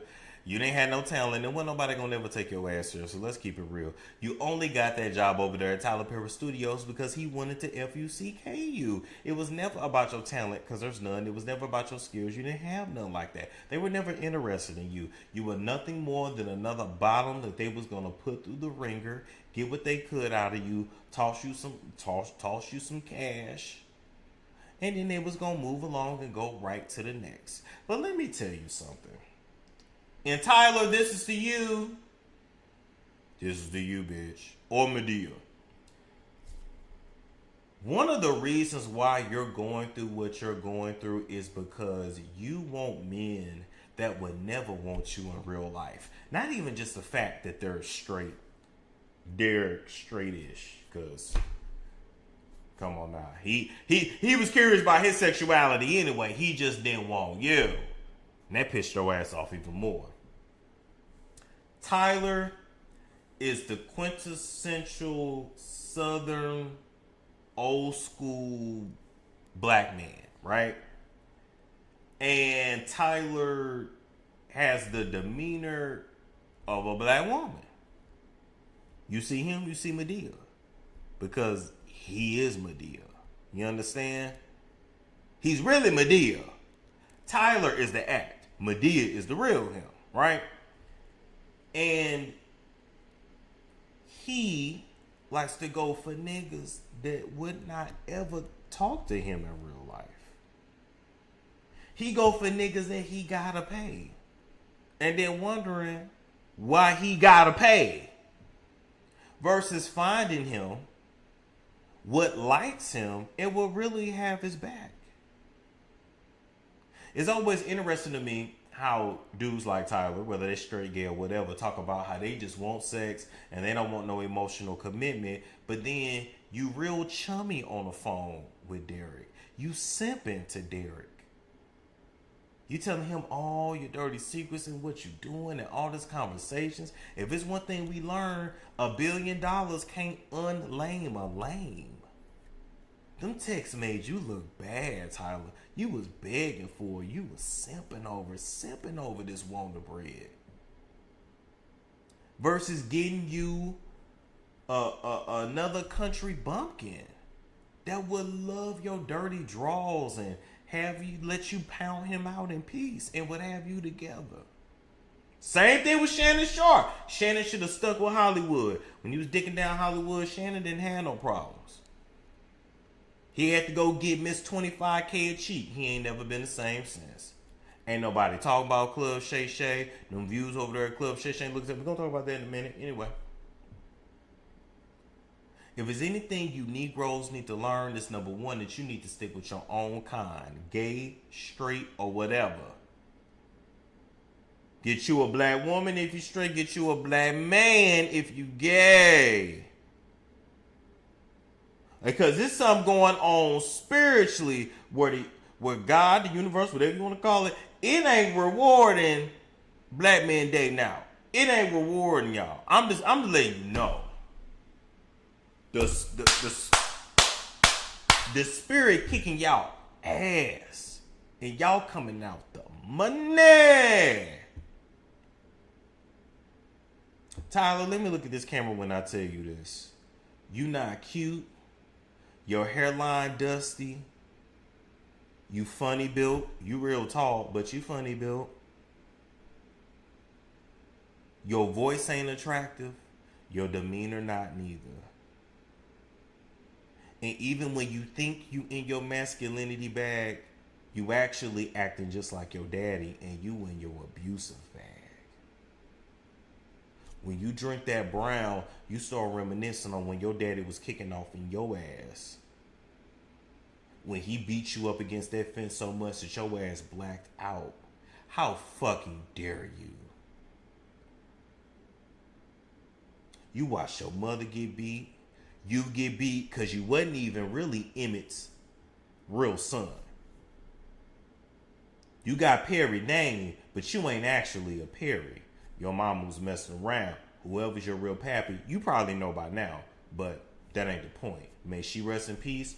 I'm not talking shit. I'm just keeping it real. You grew up with a man that beat you until you blacked out several times. You had the neighbor M-wording you and saying you all kinds of stuff. And you go do that to other people? You go be abusive to other people? How dare you? You get drunk and loot, nigga, go get therapy. Y'all do everything but get yourself right. You gotta be in control. You gotta be in control. You gotta be in control. Yeah, you gotta be in control. Because you remember when you wasn't in control. But what you and a lot of these niggas have to learn. Oh yeah, a real island. What you and these ninjas have to learn is that the power is actually in the submissive. And just like that white girl took Shannon down, just like Cassie took Diddy down, Derek gonna be the one to take your ass down.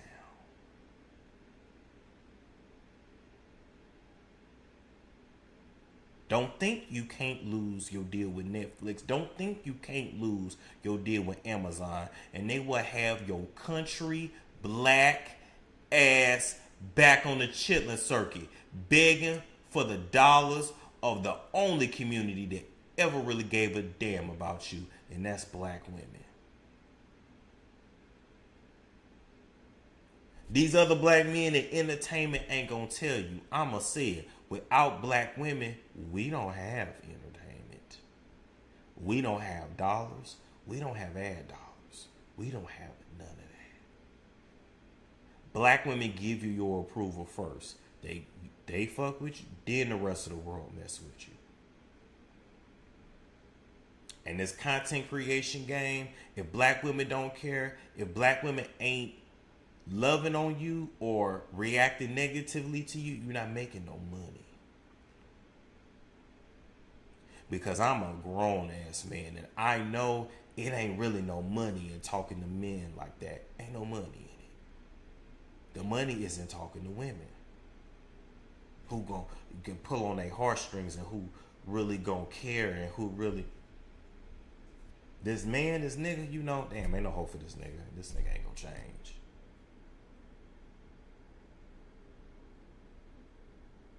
Black women took Kevin Samuels from renting a room to being casted in a video in Future, to being acknowledged at the BET Awards, to driving brand new Mercedes, to living in a nice ass apartment in Buckhead, going out to eat, nice restaurant, Ruth Chris, Del Frisco, Mastro's every motherfucking night. Black women did that. Y'all the sauce.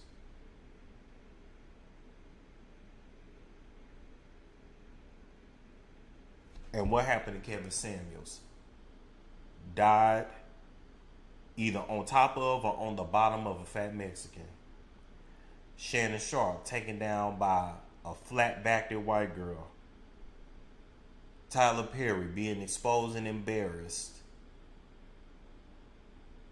by an untalented white actor. Nobody. A confused ass bisexual.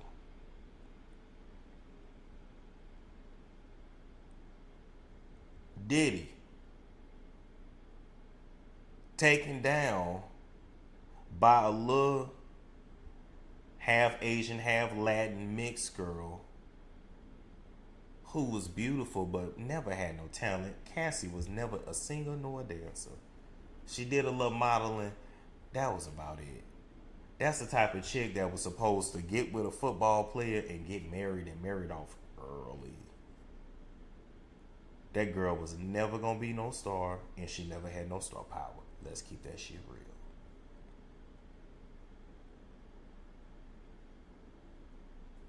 But back to what I was saying. If it's one thing I learned from Tony Gaskins, it's be with somebody that you are looks compatible with. Be with somebody that will like your ass in real life. And some men, and especially black men, feel, well, you know, I make too much money to have, you know, I don't give a fuck if she really like me for real. I don't give a fuck if he really like me for real, for real. Yes, you do. We all crave human connection. Don't let none of these niggas tell you that they don't. They tell you they don't crave human connection, but got a bitch in their bed every night. They tell you they don't crave human connection, but always gotta throw a party with they lonely ass. Tyler Perry, a billionaire, but ain't got nobody else to text in his phone but Derek.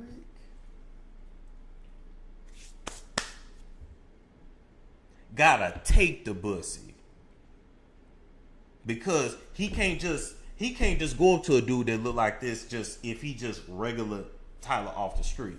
He know I gotta do something for him. I gotta give him some. Stay in your league and stay in your lane. And your life will be so much better. You know why? Because even though we don't say the shit, and we all walk around saying we're all equal, we're all the same, we don't view each other that way. Derek was nowhere near attracted to you, Tyler. You big, you sloppy.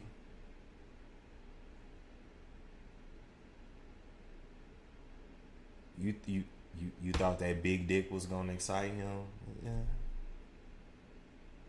Ninjas get me with that, as if they stopped making big dicks when they made yours. There's plenty out here. Next! That man didn't like you like that. That man was using your ass. And played the game, and you fell into it. Just like we've been falling into Wonder Bridge tracks for the last 2,000, 3,000, 4,000 years. I don't know what it is with us, but when it come to that white skin, you and your white friends, it's something in the black male DNA where we go like we lose all boundaries, all bounds for them. I don't know what that shit. I don't know if it's a Jesus complex. That part I don't know.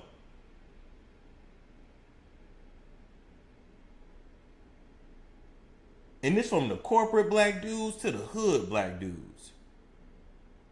You try to get them, somebody like me, try to get them to do an interview, I ain't answering your questions, nigga. Fuck you, nigga. I ain't answering your questions. They won't answer an email.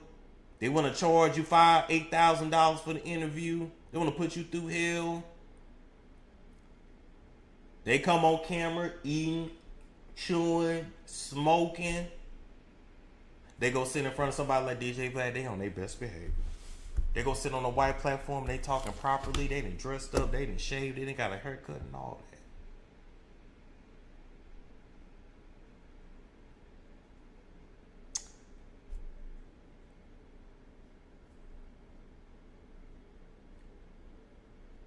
A lot of these old school black dudes, because these dudes are in their 50s. And what I'm seeing is apparently their whole life, their whole goal was just to get something that's not black, to just obtain a romantic interest that's not black. And they couldn't get that just on their own. So then they had to go get rich. And now I'm sitting here thinking that, damn, Tyler, was your whole motivation for becoming who you became was just to be able to have access to them. You Tyler Perry, and you begging for this man's Bucci cat? You telling him about your son and your schedule and your this and your that? Are you kidding me? You're a dummy, bitch. And I don't feel bad for Monique drag you. I don't feel bad. You got mad at Monique because you couldn't run her. You couldn't slut her out. You couldn't bully her. Now I'm starting to really sit back and think, a lot of these people that they say is a problem, or a lot of people in life that a lot of people don't want to give opportunities to, are they really the problem, or you just not a lay down ass kind of a bitch? I just think if you ain't a kiss ass kind of a bitch, it's just you just gonna have to build shit on your own. Cause it's hard to work up on a motherfucker if you ain't a low down, lay down there, just a yes a massa ass bitch.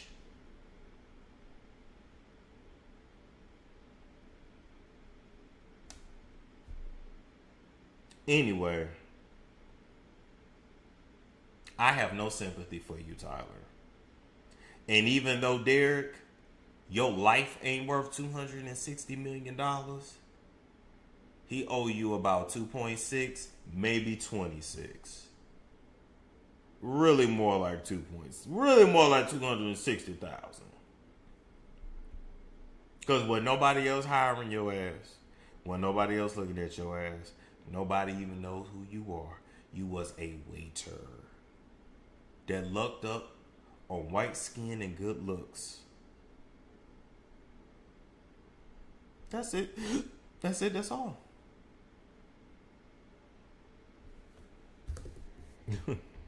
That's it. That's all.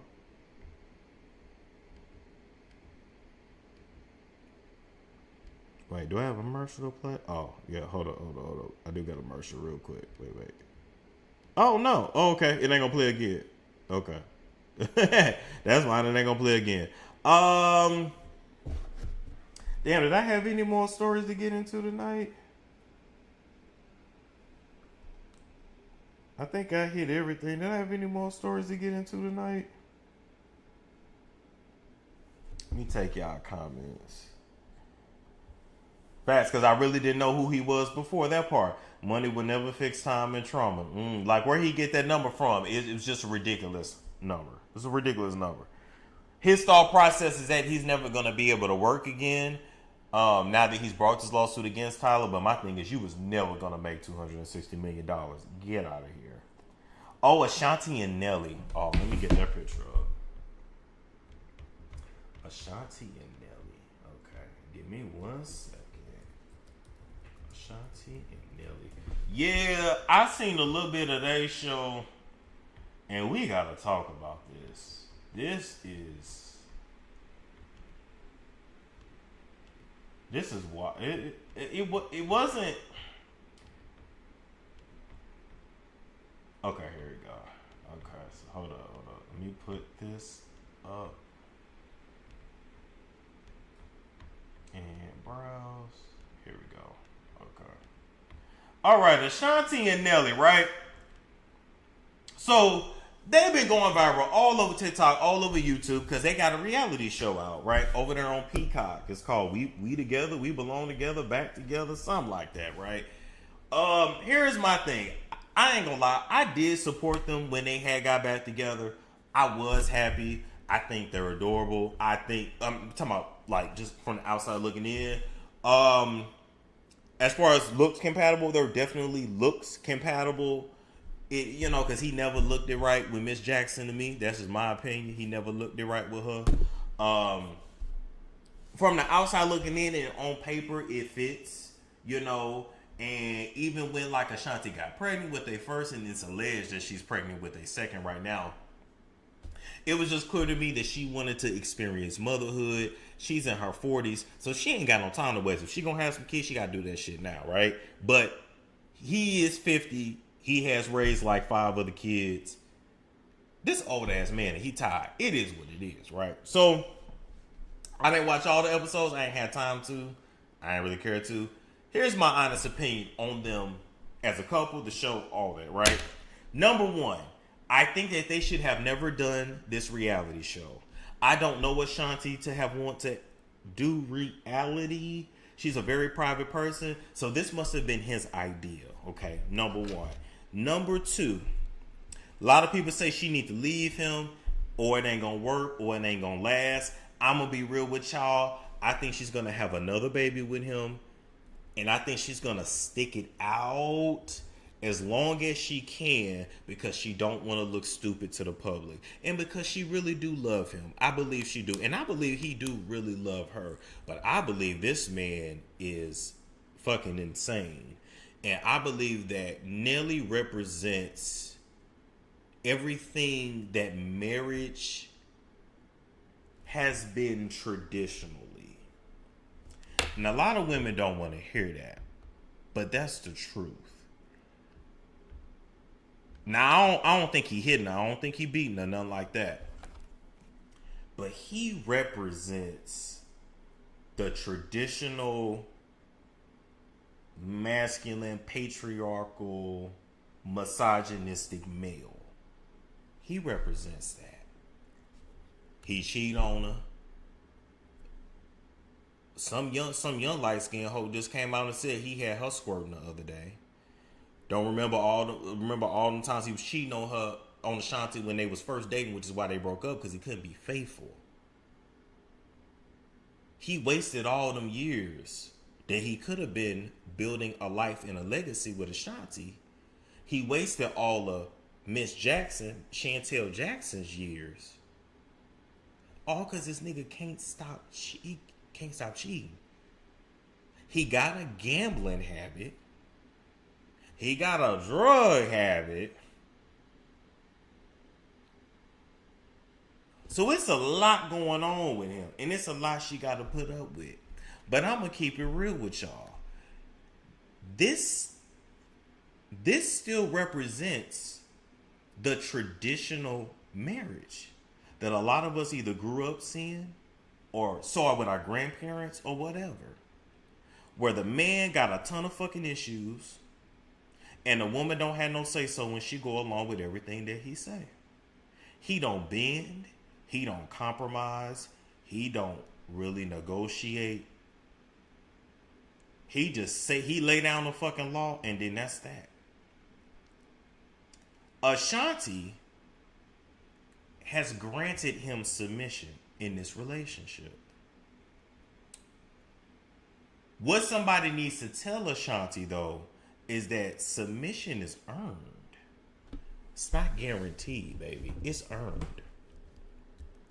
And this man has you isolated from your family, has y'all in St. Louis, and I'm from St. Louis. I'm from East St. Louis, but I've lived East St. Louis, St. Louis. But if you're not from there, you don't know. But nonetheless, I'm from there, right? I don't think it's necessarily bad that they live there, but it's very clear that Nelly wants to stay there because he's comfortable, because he's a big fish in a small pond there. It's like if I move back to St. Louis. When I go back home, people, oh shit, I watch on YouTube. Oh my God. You feel like a fucking star. You understand? St. Louis is small. It's easy to get around, right? It's very comfortable. Ashanti's from New York. She don't want to raise her baby there. And on top of that, she don't have no support there. He don't give a damn. So Ashanti, you have married a man probably because you were getting older. You felt like, let me go and get this a try. You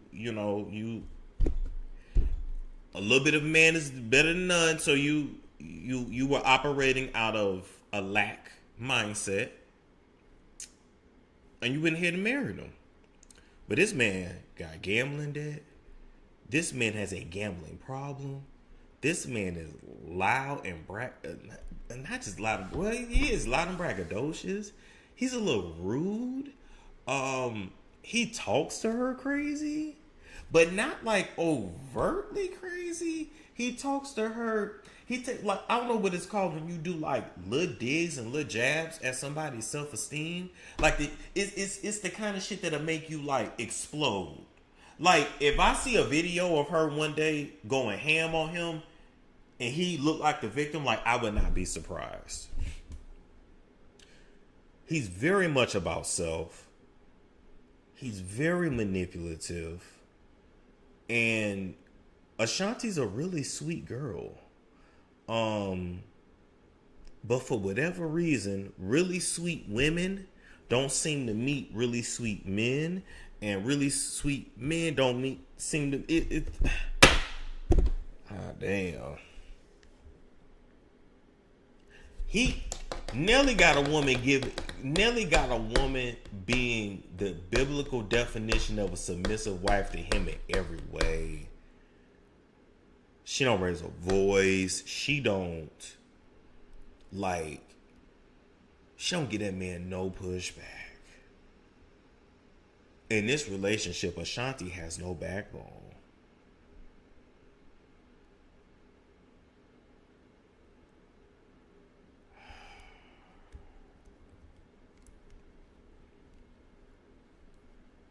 Now, to be fair, everybody's relationship different, right?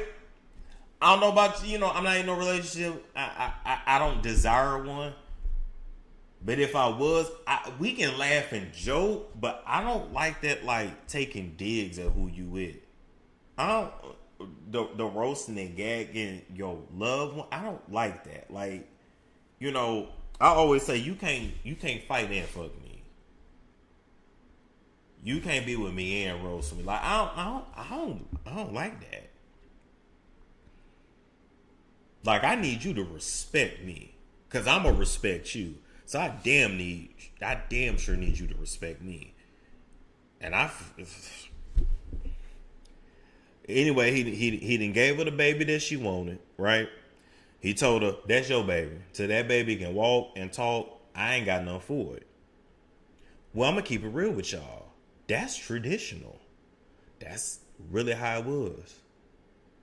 A lot of y'all know. Y'all baby daddy, y'all husband ain't never changed no pamper. Ain't never gave that baby a bath. That baby was either with you as a mother, with your sister, with your mama, or with his mama, or maybe his sister. A lot of times when these niggas are single fathers and they are the primary parent, they really not doing the parenting. They sister doing the parenting, or they mama doing the parenting. Come on now, let's keep it real. We're gonna call the thing a thing. She pays his gambling debt. Yeah, that too.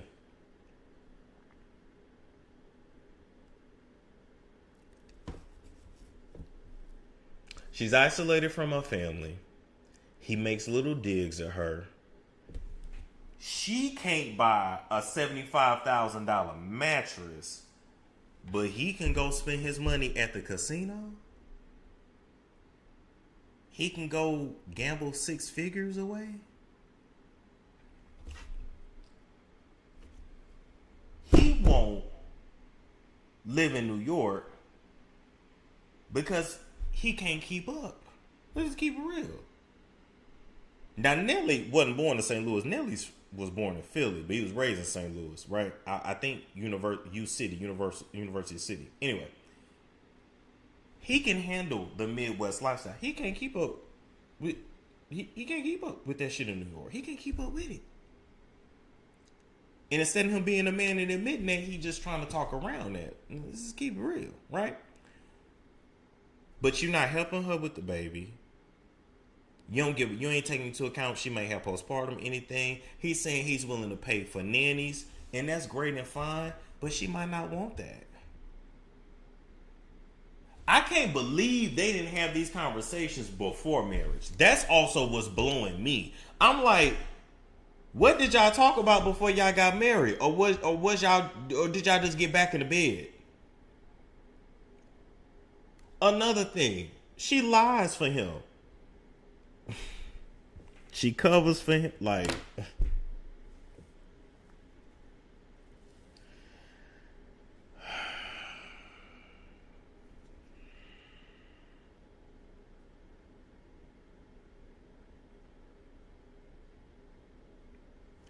let me tell you something, Ashanti.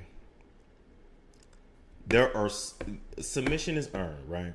There are some men, especially when you're dealing with black men, but just men in general, right? That will fully turn you into a doormat if you allow it. You are gonna have to buck against this nigga to get him to respect you. I still don't necessarily think you gotta get a divorce just yet. But you gonna stop asking for permission and you gonna start just making motherfucking moves. I'm gonna tell you what you do, Ashanti, right? He go on tour, he this, he that. You know what you do? You pack your shit and you go up to New York with your mama and your family. When he call you and ask you where you at, I'm in New York with my mama and my family. Motherfucker, you don't want to help me with this baby? Then guess what? I'm with my family. I see you when I see you. You can bring your ass up here, but I ain't carrying my ass down there till I feel like it. That's how you gotta talk to him. Because I'm here to let you know, Ashanti, if you ain't got none of that up in you, I don't know if you got no mamas, a mama with a backbone, I don't know if you got no aunties with no backbone, I don't know. Because I remember your sister was dating that nigga that was beating the dog crap out of her and didn't tell y'all for years. So it's kind of showing me maybe you're used to seeing women get abused. I don't know. Everybody don't have that in them, and that's okay because you Ashanti is truly a lady, right?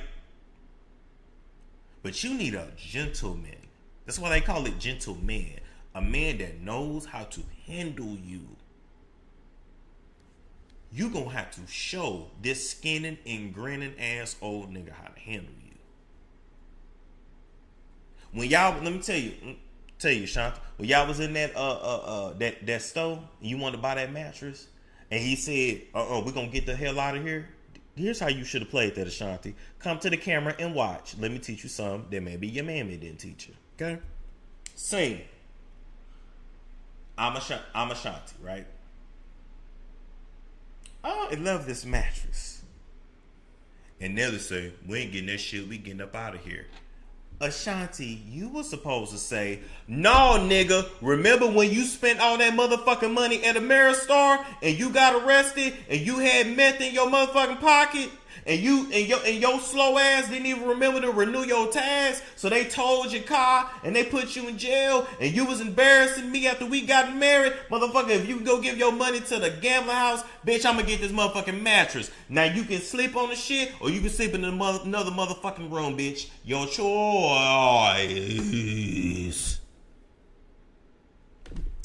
Insane. You understand? you're gonna have to have several outbursts like that with him, because you've started this marriage a certain way, and if you don't do nothing about it, this is going to be how your marriage goes. He's going to treat you like a doormat for the rest of your life. This is the dynamic. He 50. He ain't changing. Am I lying? Ain't no wrong with standing your ground.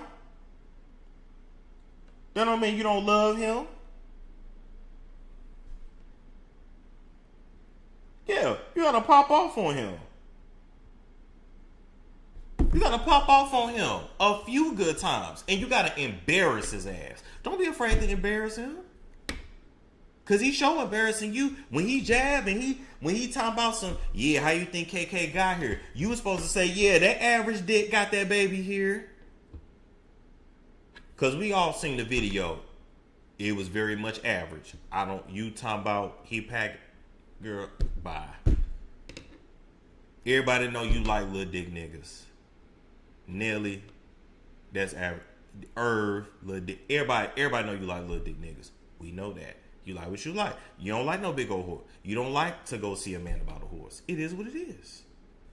That's what you supposed to say.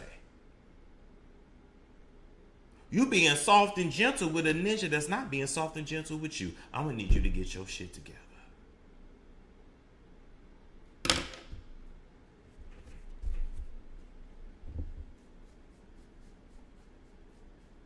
She's scared to lose him? Shit.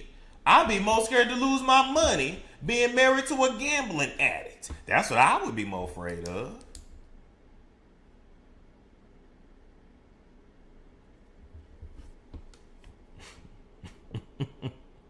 Ain't no way. Ain't no way. Ain't no way. Ping Ting said, how you know? The video of the girl sucking him up, that went viral years ago. It's just like, listen. Sometimes you gotta humble a ninja. You gotta put him in his place. Because before you got with him, Ashanti, you was traveling the world. You ain't had no kids. You was always on vacation. And you gave that up to give this family thing a try. And you already knew him and you felt comfortable and you felt like it made sense. He got you looking crazy. That's all I'm going to say. He got you looking crazy.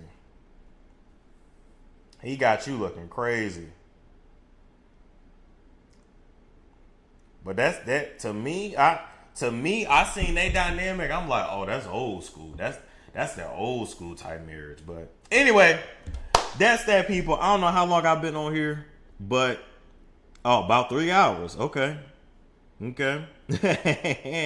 But I'm gonna call it a night for now. You know we're gonna be back later today because there's plenty more to talk about. Like, comment, subscribe, share if you care, and I will catch you.